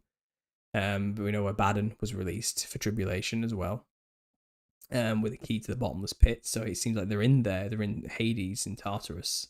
So the princes of hell, you could say, is hell is the place where the Watchers who committed that sin were put. Tartarus, But I think Nephilim are a specific thing. They're a specific creature. They're the offspring of human women and fallen angels, and that unholy union created giants. They are demons. That's a demon. An angel is an angel. They're not demons. Fallen or not, it's still an angel. But angels can be rulers over demons. That's for sure. So it's all about military hierarchy, you know.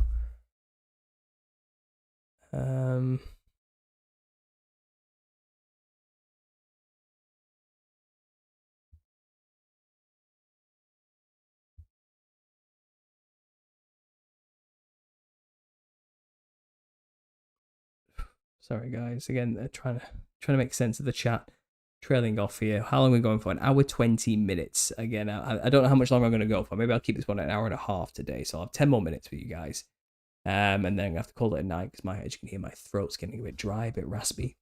The drink isn't helping at all. I think I'm tired. I think I need to rest.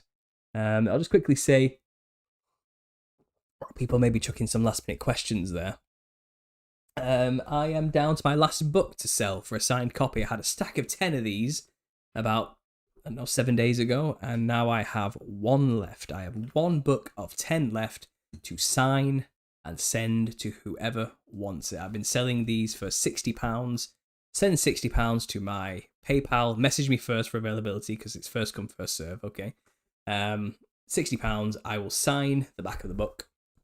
I'll open it up here and I'll write you a little message and a thank you and a signature, and I will package it up and send it to you the next day. But I have one left, guys. One book left. If anybody wants it, let me know. Email me at understandingconspiracy@gmail.com and register your interest. I probably will do another round of signed book copies maybe in 2 months or a month's time. I couldn't tell you right now. But there will be another opportunity in the future. But for this cycle right now, this set of 10, I have one left. So there you go, guys. If anyone wants a signed copy, let me know. They've been just flying. They've been flying. I'm surprised how quickly they've been going, to be honest. I've had quite a few people take up my bulk order offer as well. I've sold a crate of 25. Somebody else asked for 15, and I've got another person asking for 15 as well. So that's pretty great. And that's at significantly discounted rates, like half price you get in them when you buy that kind of level. And people have been telling me they're giving them out to like pastors and church leaders, and it's quite funny actually. And I'm can't wait to hear some of the responses they've been getting, to be honest. Remember that even Paul could be a Freemason, guys. Oh, come on. I'm not a Freemason. I mean, this is the problem when you even try and defend yourself when you get these accusations thrown at you. It's kind of like, that's exactly what a Freemason would say, so I can't even defend myself. I can just tell you sincerely, look into my past. I'm not a member of any fraternal order. I am not a Freemason. I've given no indication that I am. There's no evidence to back that claim up whatsoever. You're just saying that. And we need to be careful about the accusations we throw around. I don't go around throwing accusations at people for this reason. Because I am just some guy. I'm just some guy who has a laptop. Like, it's not hard to start making videos on YouTube. I think a lot of people have kind of like dramatized the idea in their head that it's just an impossible game to get into unless you're one of them. It's really not. Like, it's easier than you think. Just give it a go yourself. Do it yourself. And then I guarantee in like, I don't know, a few years' time, when you got yourself a bit of a following, people can start calling you a shill and a possible Freemason as well. And then you'll get it. Then you'll understand what I'm saying, all right? Anyway, let's keep going.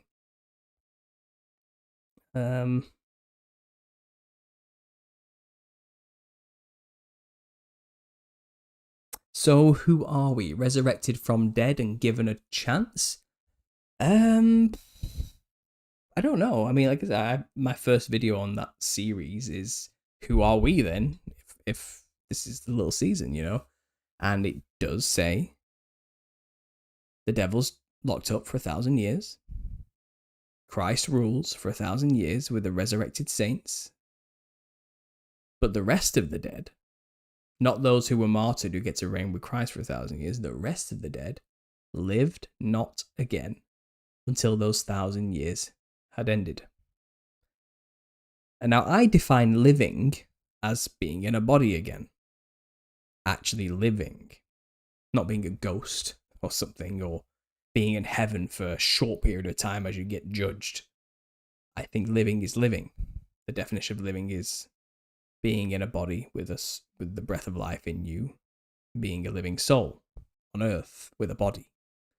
And if the rest of the dead don't live again till the 1,000 years has ended, then I'm going to guess, on a hunch, we live through, the rest of the dead live through the little season. And if we're in the little season, then it's possible, without any degree of 100% certainty, but it's possible, and it's biblically grounded, we are the rest of the dead that lived again after the 1,000 years had ended. But it's also possible that we are those, the descendants of those who lived through the reign as well. It's a mix. It could be a mix. I don't know. And I've heard people saying, like, well, a lot of these like old tribes that even I talk about who still venerate the Nephilim in their garb and their dances and their rituals, and seem stuck in like an ancient way of being, you know, like a really primitive way of acting compared to civilized modern society as we deem it, you know. Is it possible that's because they are the rest of the dead who just came back into the world and they've still got their old customs from when Nephilim were knocking about and they were venerating them and emulating them, and the rest, and they didn't know Christ then because Christ wasn't around, so their soul, their nefesh, their spirit has been dead in waiting for this day, the little season where they would come back, and now they've got a chance to know Christ, and now they get to live in a world where they can know him and make a choice. Could that be what's going on? Could that be why there are so many isolated tribes all over the place who still have these sacrificial cannibalistic cultures, you know, and seemingly primitive by modern standards, you know? Like, could they be the rest of the dead come back and maybe they literally just appeared, and it's kind of like, oh, let's just carry on as nothing's changed, because from as far as they're aware, nothing really has changed. You know, I don't know. I don't have wild speculation here, guys. Just spitballing some ideas. I don't know. It's fun to think about, though. I will say that.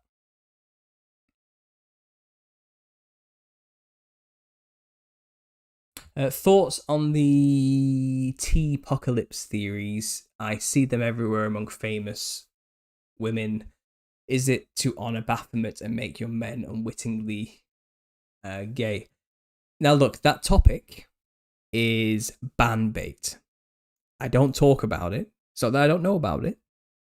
I don't talk about it because it's a stupid thing to talk about if you want to be in this game for a long time. If you want to listen to those type of theories, go to Rumble.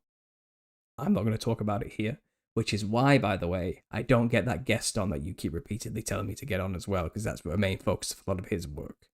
I'm not looking to make my work about that topic. Okay? I've got my thing, I'm aware of it, I know it's there and happening. Yes. But if I start taking your bait and discussing that topic, I am giving them reasons to get rid of me. Do you understand? Like, you've got to be smart. Alright? You can't just go around saying anything on any platform. There's a time and place for that. This is not the place. This platform is not the place to even mention those things that you're trying to get me to talk about here in the chat. You've got to play the game a little bit. Come on, you've got to use your brain here.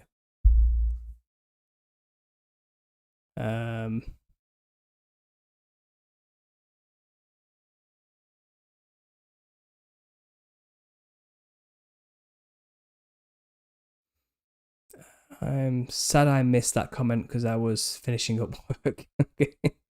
It's all right, Wendy. Don't worry about it. They said I'm special and have some kind of gift, says Keeping the Faith. Okay.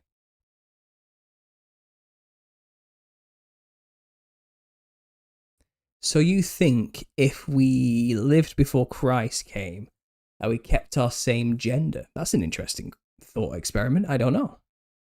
I assume so. I assume we were created as we are by God, and He knows who we are in our form, our gender included, and it's eternal. And I think there's consistency for that. I don't think we suddenly just randomly start changing gender just because we're resurrected again. I don't see any biblical grounds to assume that that's the case. I think we were made male and female, and we remain whatever we were chosen to be by God, you know. Your research about Nephilim or clowns is top notch, says Plato. Thank you.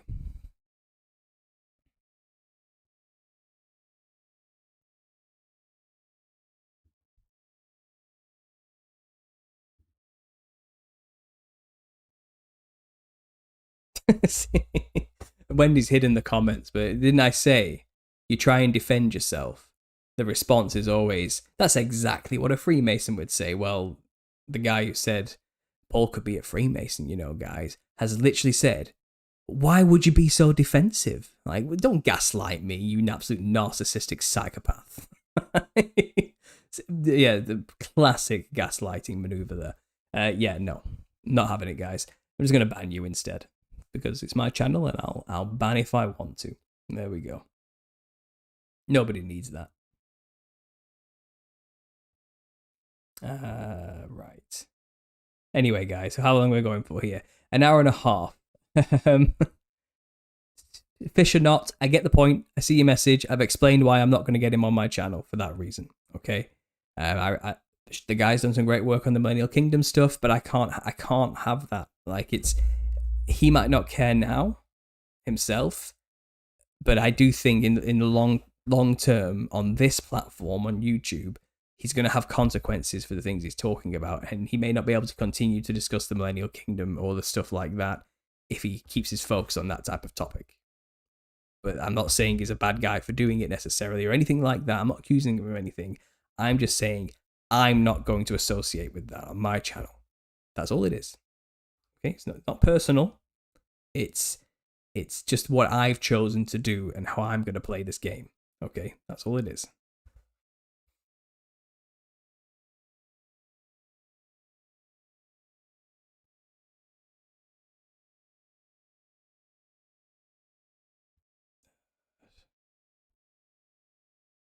Earth is 7th dimensional, more than physical.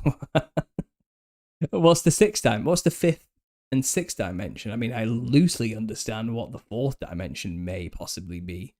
But how do you know what a 5th or 6th or 7th dimension is? And how do you know it's 7 dimensions? Have you been there? Have you seen it? Can you define it and quantify it in any way? And that's where we start getting into like word salad stuff. It's like, you don't know there are 7 dimensions to reality. You're just saying stuff now that you've probably heard. I mean, come on. Just think about it. But I agree. Reality is far more complex than we initially perceive or can possibly perceive from God's perspective. I'll agree with that.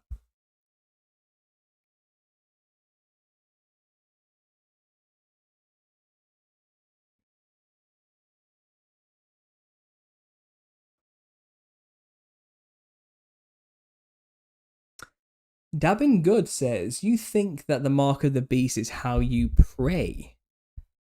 You pray or swear with your palm. You place palm on rock wall, or you bow your forehead to the ground. Interesting concept. Interesting thought experiment there. I mean, I don't think prayer needs any of that. I don't think you need to have your hands together or bow your head in solemnness in some way, or you have to have your arms up looking up, or you have to bow down, or any. I don't think it requires any of that ritual or flair or flourish. I think we can be in continuous communication with God in our own thoughts and mind, or we can retreat to a quiet place alone and have a conversation with him. And that's prayer. That's a relationship with a friend, is it not? To talk to them.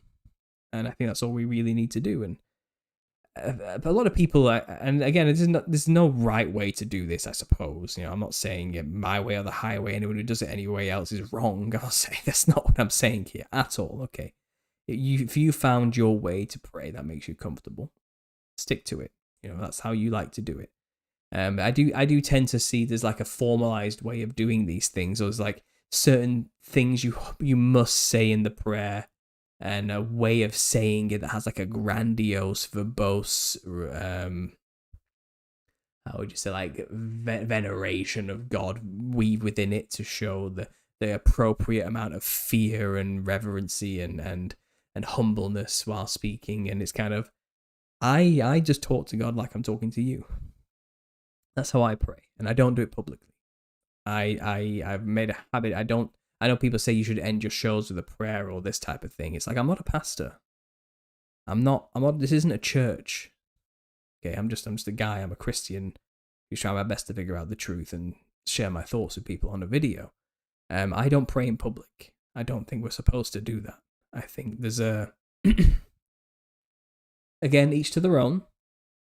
If you do this, I'm not saying it's bad or that you're evil or stupid or anything like that. That's just not my style. I don't feel right publicly praying. I feel like I'm putting on a show, or I feel like I'm tailoring my prayer for an audience rather than just talking to God directly. And I don't like it. That's the truth. That's how I feel. I don't like it. It feels dirty. It doesn't feel right for me personally. So that's how I pray. On my own. Like quietly on my own. In the car when I'm on my own or something. Or like, just I'm not looking to make a public display of my relationship with God like that. I'm not looking to flash it in people's faces or have a holier than thou. I'm doing it publicly. Look how much God loves me more than you type of attitude or something like that. I've never been a fan of the street preacher style. And I've never been a fan of that Southern Baptist preacher, oh Lord, coming down. That kind of like, do you feel the power now? And having that breathiness behind each phrase and that pronunciation. I just can't get behind it. It makes me cringe. I don't like it. I don't think it's sincere, to be honest, half the time. I think it's a show for people.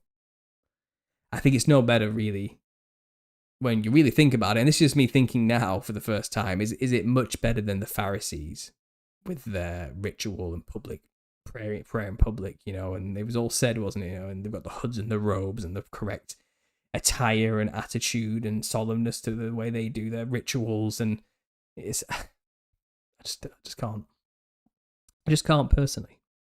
That's just me. That's just me. That's just me. Each to their own on that one.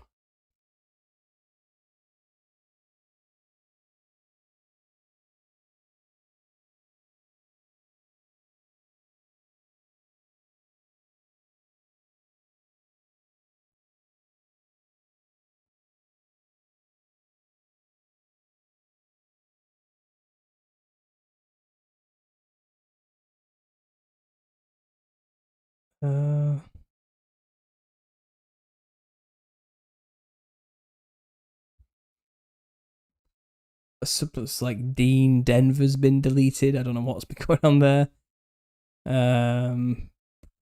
Something about Rapture.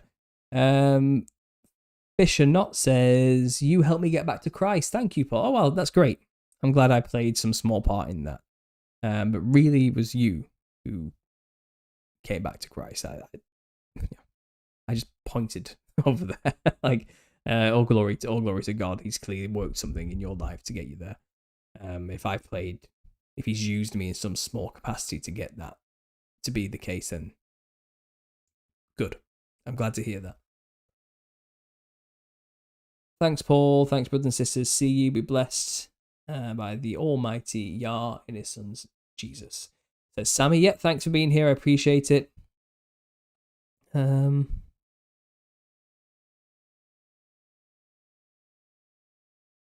Paul, I want you to know that your work stopped me from using DMT. I was gifted quite a lot of it, and then saw you sharing your thoughts, and I still haven't tried it. Thanks, says A Little Seasoned. Great. It's probably best just to get rid of it so you're not tempted. I'm not going to lie, as an ex-addict myself, and into that realm. It's best just not to. It's like tempting God, isn't it? Tempting fate. Just get rid of it. Move it. Don't give it to anybody. Just destroy the thing. If you're having a fire, chuck it in the fire and don't inhale the fumes while you're at it. Just get rid of it. Like, don't have that around. There's no need to have that around at all under any circumstances. Is the really, because the temptation to know will always be there. Okay, and I'm telling you, as somebody who's done it a few times, you're not missing anything. You're really not. Okay, you don't need that to gain the perspective of a child, which you can get by being born again. You don't need that chemical to see the beauty in nature and to see that it's designed. It will show you that, but there's this famous phrase. I think Alan Watts said it, who isn't really a Christian. I think he used to be like an ex-Christian turned like New Ager, and through all these speeches he gave, which really helped fuel that mentality. He did come up with one hidden gem. When people asked him about psychedelics, and he said, "Be weary of unearned wisdom." And there's something to that, isn't there? And this isn't a biblical quote. Again, it's just so says some random guy from like this in like the 80s. But I get that. Like, be careful of unearned wisdom. Okay, you might see all this stuff, but seeing all that stuff might not necessarily be something you need. Okay, it's not something you should be seeing necessarily. You can gain that wisdom through doing actual work rather than taking a shortcut, which is what DMT really is. It's a shortcut to see. And there are consequences. Because like I say, it is also the place where the Nephilim disembodied spirits reside. And it's Earth. You don't go anywhere. You're seeing Earth still. It's just your perceptions have widened a little bit more. And you're just going into a war zone. It's not worth it. What's the point? Like when the wisdom it can offer you can gain by actually just living a life and observing and doing it right, and having a relationship with God. So that's it. But yeah, my advice would be, let's finish it off. Okay, let's just get rid of the stuff. We don't have that laying around. You're only just going to tempt yourself. There's no point. And there'll always be the enemy out there to whisper in your ear as well. So why risk it?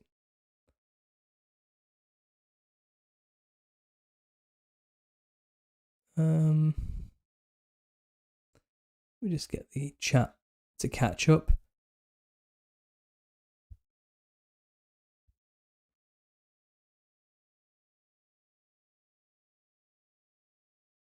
Richie the Barber. We're talking about Richie the Barber, the clown now professing they're a preacher for God. I think he very quickly became a pastor. Pastor Richie, too quick. He has not had a relationship with God long enough to be teaching like that. And formally calling himself a pastor, in an official capacity like that. You know what I think about the whole clown thing. It's no secret. I don't want to say Richie is a liar or a deceiver. I think he might sincerely be on fire for the Lord. But he clearly has some demons that still need to be exorcised. He clearly has a lot of things he needs to work on. He has continued, since claiming to have a relationship with Christ, to modify his body. He's showing no indications through his works that he has actually sincerely had a born again experience yet, or has made any effort to change, really. I know people would argue me that's wrong, but he split his tongue after he found Christ. He gained more body modifications and implants into his eyebrows and cheeks and piercings and stretchers after. He got more tattoos after. And it's kind of, if you have a born again experience with Christ, you don't do that anymore. And it's not because, like, he's not saved. I think he is saved. I think he's attempting to have a relationship with Christ, but he has a long way to go before he should be putting himself into a position where he's like a teacher of any kind. It's not a good idea. I think he rushed into that one. And that's my one take on it all. But I sincerely wish him the best in his journey, and we'll see where it goes. I think Richie suffers from the classic.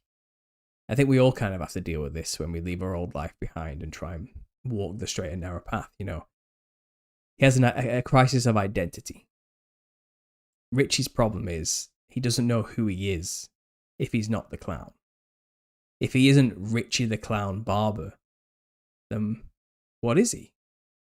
That's how he perceives it. It's like, if I'm not the barber who's also a clown, who am I? He doesn't have an identity beyond that. He doesn't know who he is in Christ. and he has to go find that out and go on that journey of self-discovery and pain. You've got to burn away all the old self to be the new self that he's supposed to be and could be. You don't do that by adding more manipulations to make yourself look like a lizard. You don't split your tongue and get more modifications that brutalize the temple of God. You turn away from that. I haven't got any more tattoos since I've been saved, and I've got a few. You know, I've got some roses on my chest here. I've got a spider on my stomach. I've got a pagan witch symbol on my arm, which I naively, genuinely believe was a peace symbol. You know, it's kind of, I have my scars from my old life, but I don't go out and get new ones. And I don't put them on display for people to see, and I don't talk about them and say, yeah, look at this, check this out, isn't this cool? Check out this new tattoo I just got. Come on. I'm not trying to be a drag. I'm not trying to be like all uppity and stuffy about it or anything. But he's the guy split his tongue to be like a lizard, and I can be as nice about it as I can be, but these aren't the fruits that you want to see necessarily, are they? So there you go. There's my initial take on it. But, you know, I love him as a brother in Christ. I think he's sincere. I think he is on fire for the Lord. But he has a lot of work to do. But don't we all?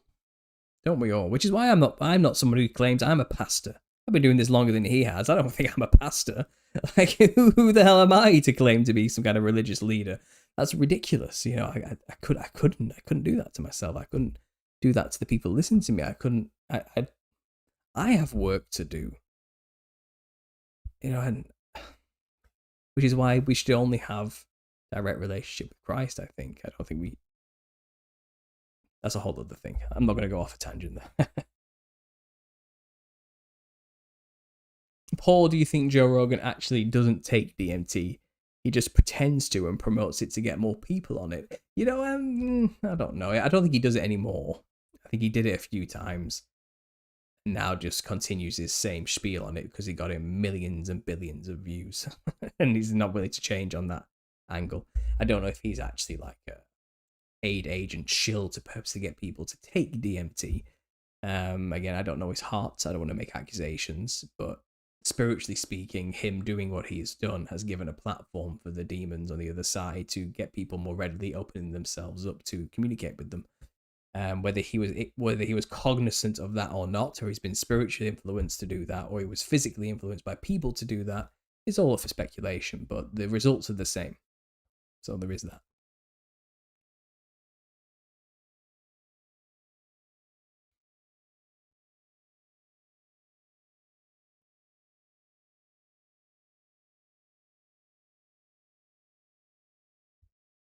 Scriptures and verse, where does God say body mods are wrong?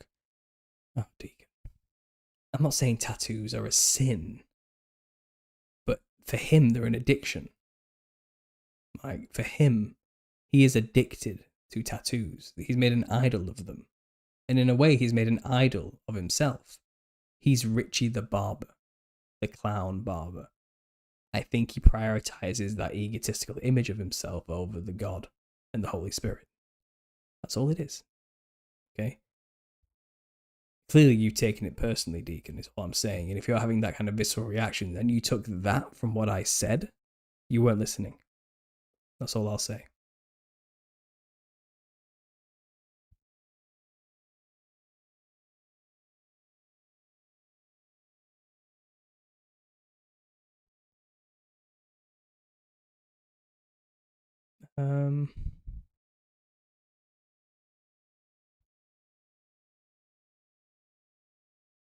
I've got tattoos, don't want any more, but if I did get them fixed, I'm stuck with the stuff I stupidly got. Yeah, exactly. Look, I'm not trying to be hypocritical. I have tattoos from my youth, you know. It's kind of, I forget they're there, to be honest. I actually genuinely forget I have this on my arm. I really do forget. Like, it's just a part of my skin now. It's been like, what, 15 years, you know, so I just don't have a cognizance. It's background stuff to me, you know what I mean? It's not consciously on my forefront anymore. So I don't think I'm damned forever because I have tattoos from the past or anything. I'm not saying that. But I'm saying if you have been born again sincerely and you want to be closer to God and have that relationship with Him, the first thing you should really stop doing is mutilating your body in any capacity.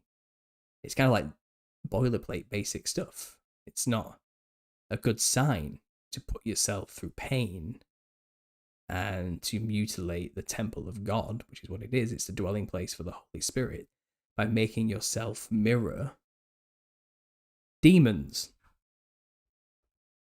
I can't. And to further perpetuate that some more, you can't serve two masters, I'm afraid. Whether you made an idol of yourself or you're quite literally venerating the disembodied spirits of the Nephilim through reptilian clown-like features, there's a problem there. And is that offensive to people? I'm sorry if it is, but it is what it is.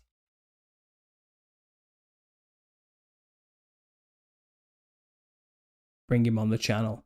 I invited Richie to have a conversation as soon as I found him, before he was famous, when he had like 3,000 subscribers. I'd already heard about the guy, and I sent him an email. I said, listen, dude, like, I'm great. It's great you found Christ. You're probably going to hear about me and my theory. Just let you know, I'm not saying anything to you personally about it. I don't think you're possessed by a demon. I think if you found Christ, that's great, and you're probably free from it. But you're going to hear this theory. Just message me if you're interested, and we can talk about it. He never responded. Never got a response from him. And then he blew up and became huge, like a week later. And then he was everywhere. So did he see the email? Did he just ignore it? I know people have mentioned me to him in chats, and I know he's said, like, why do people saying I'm like a demon? I don't understand this. Like, it's kind of like, is he feigning ignorance now? Did he actually see my work? Or is he just skirted it completely and knows nothing about it? I don't know. I'll talk to the guy. But I've also heard stories that from people who have talked to him, other channels, that it might not be so easy to communicate with him as you think it would be.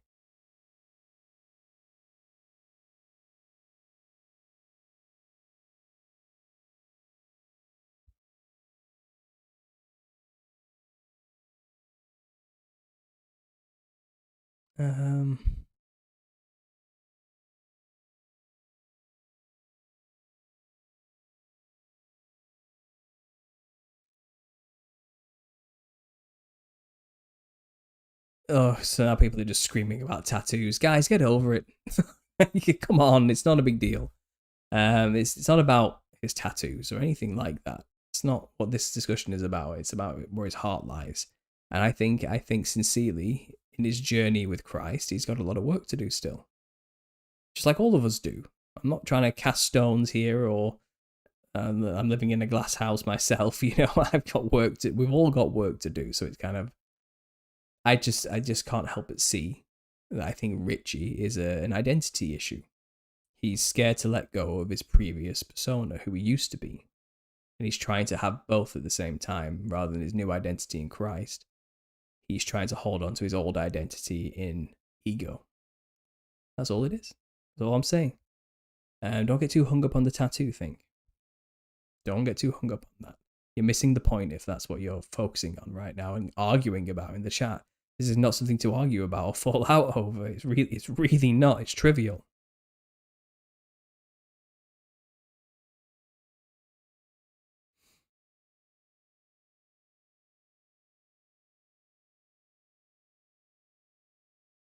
Liberty University, which is a huge Christian school, has a group called the Jokers that gathers at football games and paints themselves as clowns. All in good fun, but makes me cringe every time I see it. Yeah, a lot of people doing it in ignorance. They don't know my work. And a lot of people do just see the clown as what it's supposed to be exoterically seen as. Harmless fun. And the people are none the wiser. My work is to say, you're just mimicking ancestor spirit worship cults who dress the same way to channel the spirits of demons. You just don't realize that your clown costume is just a carbon copy of their costumes. And you don't understand the history of where that costume comes from. But I mean, it's the same with every symbol, though, unfortunately. If you don't know, then you don't know, and that's how it works. That's what the occult means. It's hidden.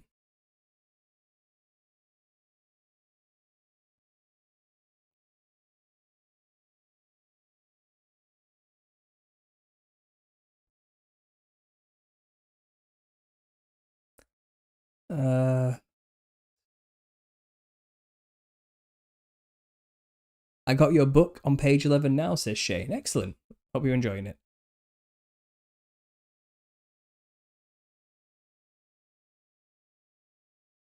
Paul, are you addicted to making YouTube content? I don't think so. I enjoy it. I enjoy doing it. I enjoy talking. This is how I formulate my thoughts, and this is how I think. This is I like to talk, you know. And, I'm just doing what I enjoy doing. I won't say I'm addicted to it though. I like to take breaks as well. There's some days where I don't want to do it. Like sometimes I'm like, I'm not going to do it today, and I don't make a video. I just move on from it. But I do enjoy this. This is fun for me. This is what I like to do.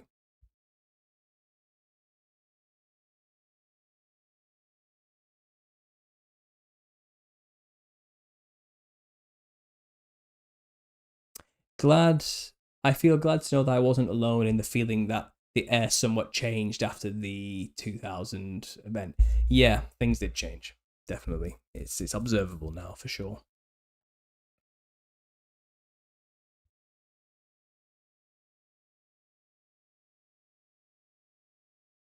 Um,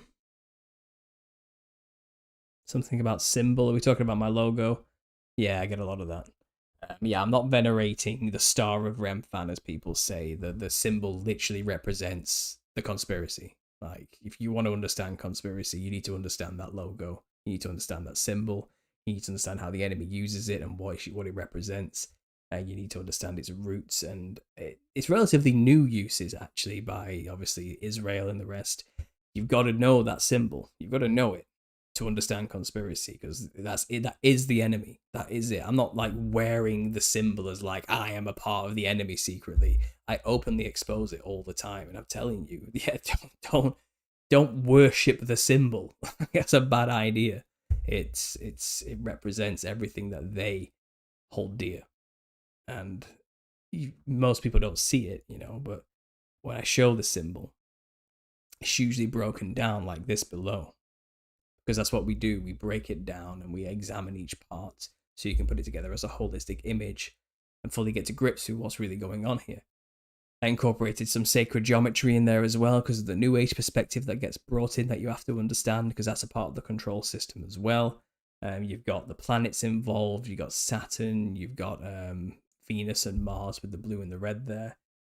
You've got the as above, so below principle marked in there, the alchemical principles. You've got the Jewish Star of David, or the Seal of Solomon, which goes down to the Star of Remphan, which the strange god the Israelites were worshipping in Amos, I think it was it Acts? It's all kind of melded into this thing, because this is the problem. This is what you need to get to grips with. These are the symbols you need to understand. That's it. That's all it is. And when I naively created this thing like 14 years ago, I didn't anticipate that people would start accusing me of being evil. I didn't anticipate any of it, But I'm not going to change my brand now 14 years later. And when it still stands and it works. It still means what it still meant then, So that's it. Paul, are you a Zionist Jew or involved in the Kabbalah? No. I'm incredibly Northern European, pasty white, Caucasian ethnicity. And no, I don't follow the Kabbalah. I am a Christian. Jesus Christ is my Lord and Savior. I accept his sacrifice on the cross for my sins. I profess him as the truth, the way, and the life. I don't follow the Talmud or anything like that. I don't expose that type of stuff.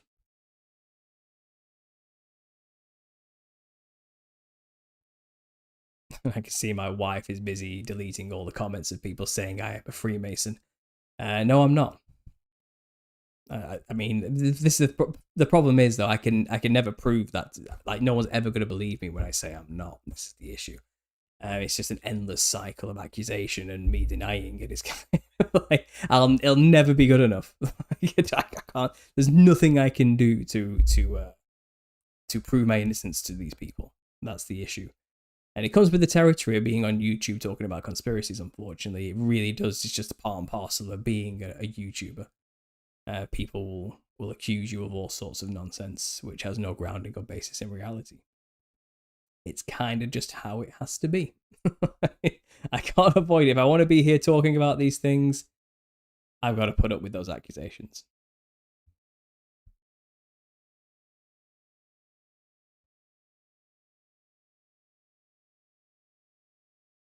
Would Jesus Christ allow idols in the church during his millennial reign? Well, no, but define an idol to us now to what it would have been then. If the saints were quite literally alive and helping people, having their image attached to a particular cathedral where they may have dwelled wouldn't necessarily be idol worship. It would just maybe be a marker to know that this is St. Michael's cathedral right here. Now I know who this belongs to. It's that might just be that. I don't know. I'm not sure what you were totally getting at with the question. Maybe I went off on one there in the wrong direction.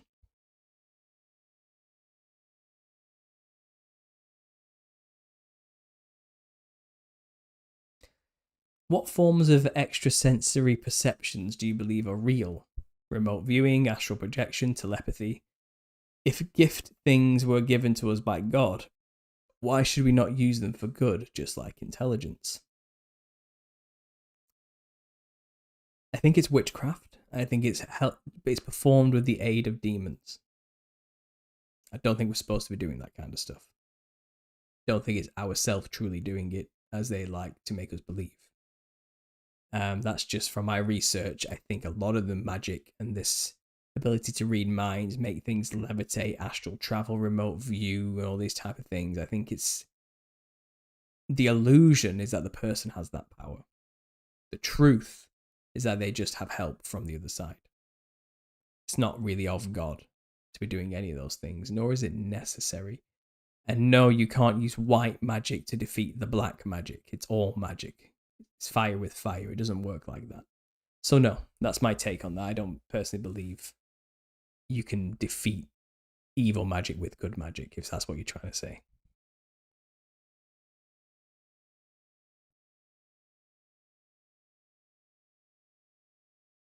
Do you think monstrances are antiquitech? I'm going to look that up. Monstrances. I've probably seen this before, but let me actually have a look what you're talking about. Monstrances. Oh, I see. I see. I don't know. Possibly. Possibly. I'll just share the screen with people so you know what I'm looking at here, because I know it's annoying when that happens, but okay, I don't know what that is you're looking at. That's not what I'm sharing. I think it's broken. I don't think I can share my screen right now. But it's basically in a Catholic church you get like it's like on a pedestal, like a stand, and then it goes up and there's like a starburst of metal coming out from a circle in the middle, and usually you see like one of the deacons, I guess, holding it up and stuff like this. I don't know if that's antiquitech. I don't know. I couldn't say for sure. Maybe it's like an ancient weapon that we've completely lost like the ability to use or something.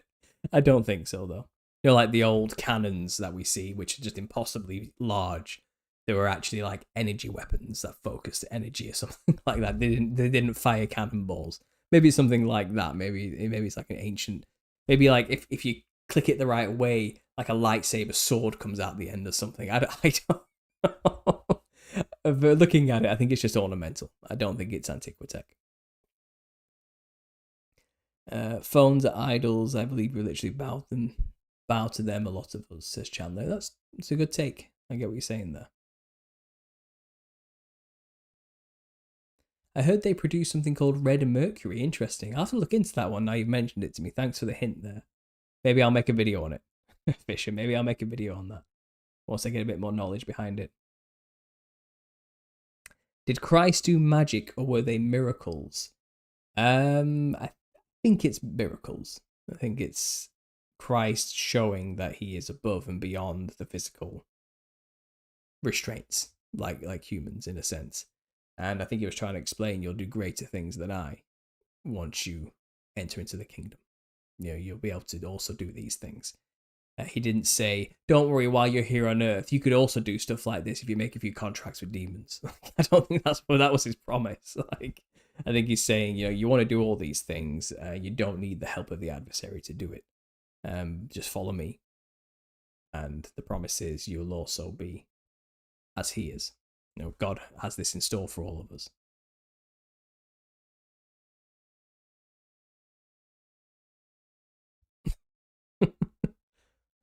What's this? You made a little short story there, Precision. She said to Paul S., I'm a good witch. I'm a good witch. Paul S. says the only good witch is a sandwich. That made me laugh. Thank you. I needed a good laugh after all these accusations were thrown at me. I like that one. What's your take on all these raptured dreams from children? I think you need to test the spirits whenever you have visions. And just because children have visions doesn't mean that it's come from an innocent source necessarily.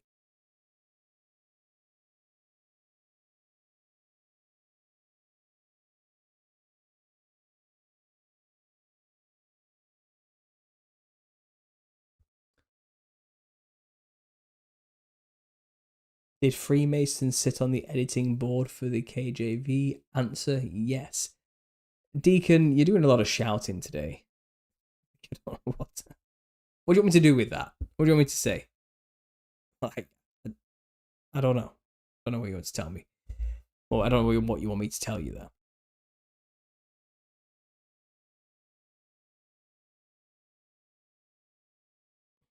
Phones are black obsidian mirrors. Yeah, the scrying mirrors, that's right. They're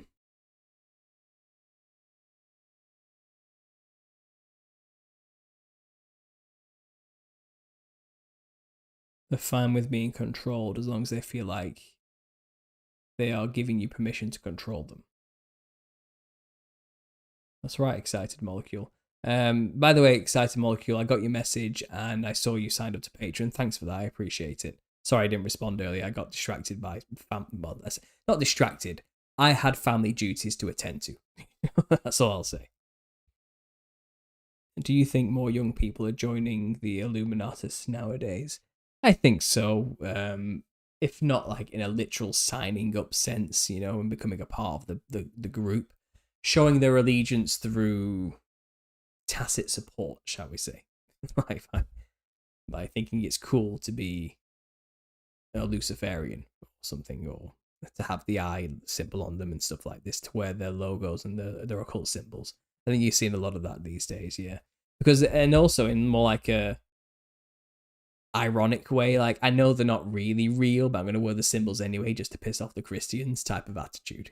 I think a lot we see a lot of that as well. But naively, little do they know, it is real, and the things they're messing with are no joke.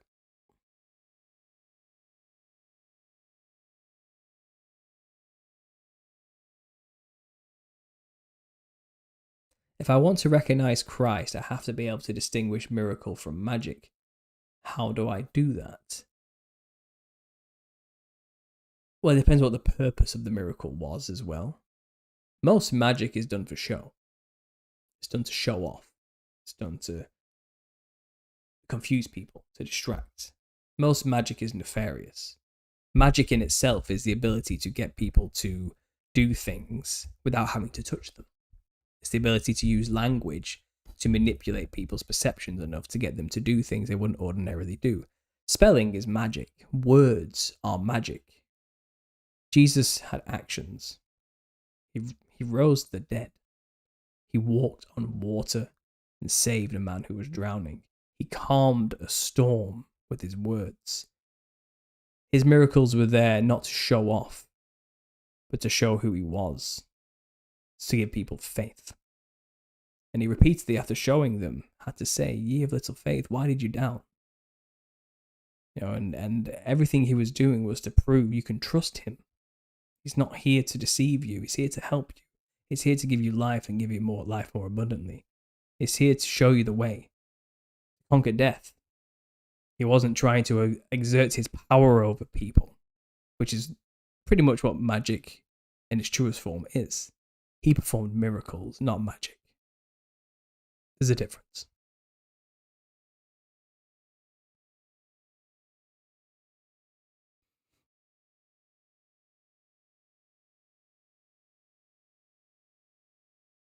Anyway, guys, I think I might leave that at that. I'm over the 2 hour mark. The chat got away from me. I tried to catch up there. How many books have you sold, Paul? Been praying for you. I think I've sold, I'll have a look now, just to close this with a quick, I'll plug my own work. If you want a copy of the book, guys, you can go to Amazon, get yourself a copy of The Nephilim Look Like Clowns. There we go, available on Amazon. The book has done very well. I'm very happy with the results. I'm over the moon that it's spread so far. The reviews are in, people like it. It's good to know that I've actually my hard work paid off and people actually enjoy the work. Because obviously, as an artist, you put yourself out there. It's a bit nerve-wracking to see what people are going to say, but thankfully, people have responded positively, and it's been spread far and wide, which is wonderful. And I'm hoping it's bringing more people to Christ, because that's fundamentally what the core message of the book is about. That's what I'm trying to do. But I have sold 1,339 copies so far through Amazon. But on top of that, I have 80 pre-orders, which are being fulfilled as well.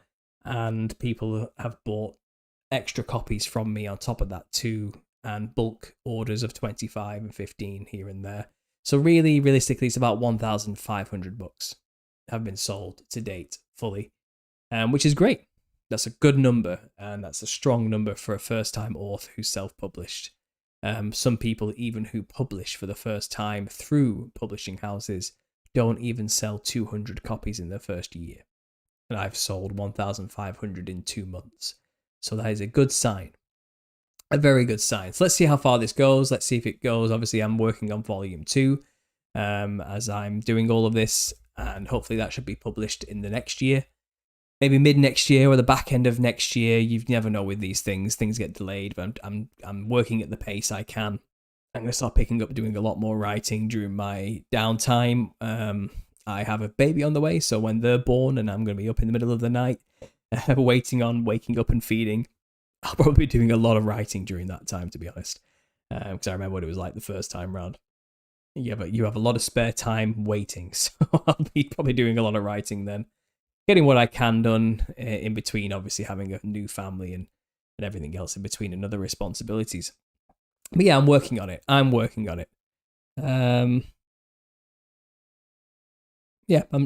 with the book. Thanks for asking. And like I said, guys, if you want to get a copy, you can go to Amazon, get yourself a copy. If you want a signed version, I can send one directly to you. Postage, packaging, everything included. Paperback copy, £60. That's the flat rate. Message me if you're interested. This is my last one of the batch I've got, though. So if anyone wants this, send me an email and I'll confirm whether or not you got there first or not, and I'll send you a copy of the book signed. There'll be more rounds in the future. I might do some giveaways in the future as well to people, just random prize giveaways, random name draws or something during live shows, just to say thank you and get some out there for people as well. So yeah, there you go, guys. I'll close with that. Thanks for listening. Thanks for being here in the chat. Thanks to the mods. I really appreciate it. All the work you guys do for me, it's a blessing. It truly is. But yeah, if you want to listen to the video I was going to publish today, which I'm not allowed because it's too spicy, it's on Patreon, or it's for my members as well, who also have paid the $5 limit, which my patrons pay. If you're a member who pays less than $5, you're not going to be able to see the video, just to make it fair to my patrons who have paid $5 to see it. You know what I mean? I want to keep it even here. So anything less than that, you've not hit the threshold. You can watch it on my Patreon or on the memberships. Give it a go if you haven't already. It's an hour, so it's nothing. It might keep you entertained while you're doing the dishes or something. That's usually what people do with my work, I think. Listen to it while doing something else. Give it a go, guys. But yeah, thanks for listening, and as always, God bless.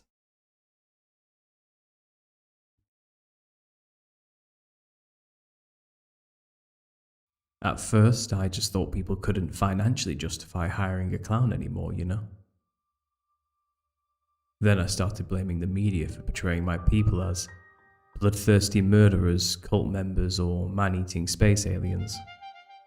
Of course, the 2016 clown sightings didn't help. Ronald was the first to go. They just took him away. And we stayed silent. Because that's when the book appeared. What new form of clown bigotry was this, I thought?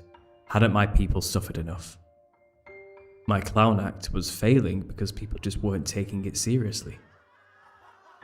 And once they fired me from the circus, I tried suing them for funfair dismissal.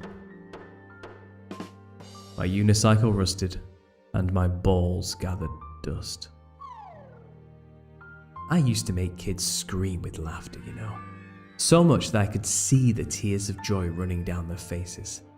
And then it just stopped. I was so upset that I started eating the banana cream pies instead of throwing them in people's faces. I gained so much weight that summer. I avoided it for a while, but the book's front cover was just so eye-catching, and it was so readily available on Amazon, that I gave in and finally read the thing. I didn't even know what the Nephilim were. Luckily, the author spent the first half of the book concisely explaining the biblical history to me in an easy-to-understand manner, so that wasn't really a problem for long. That's when I read the rest of the book, and realized that being a clown is no joke.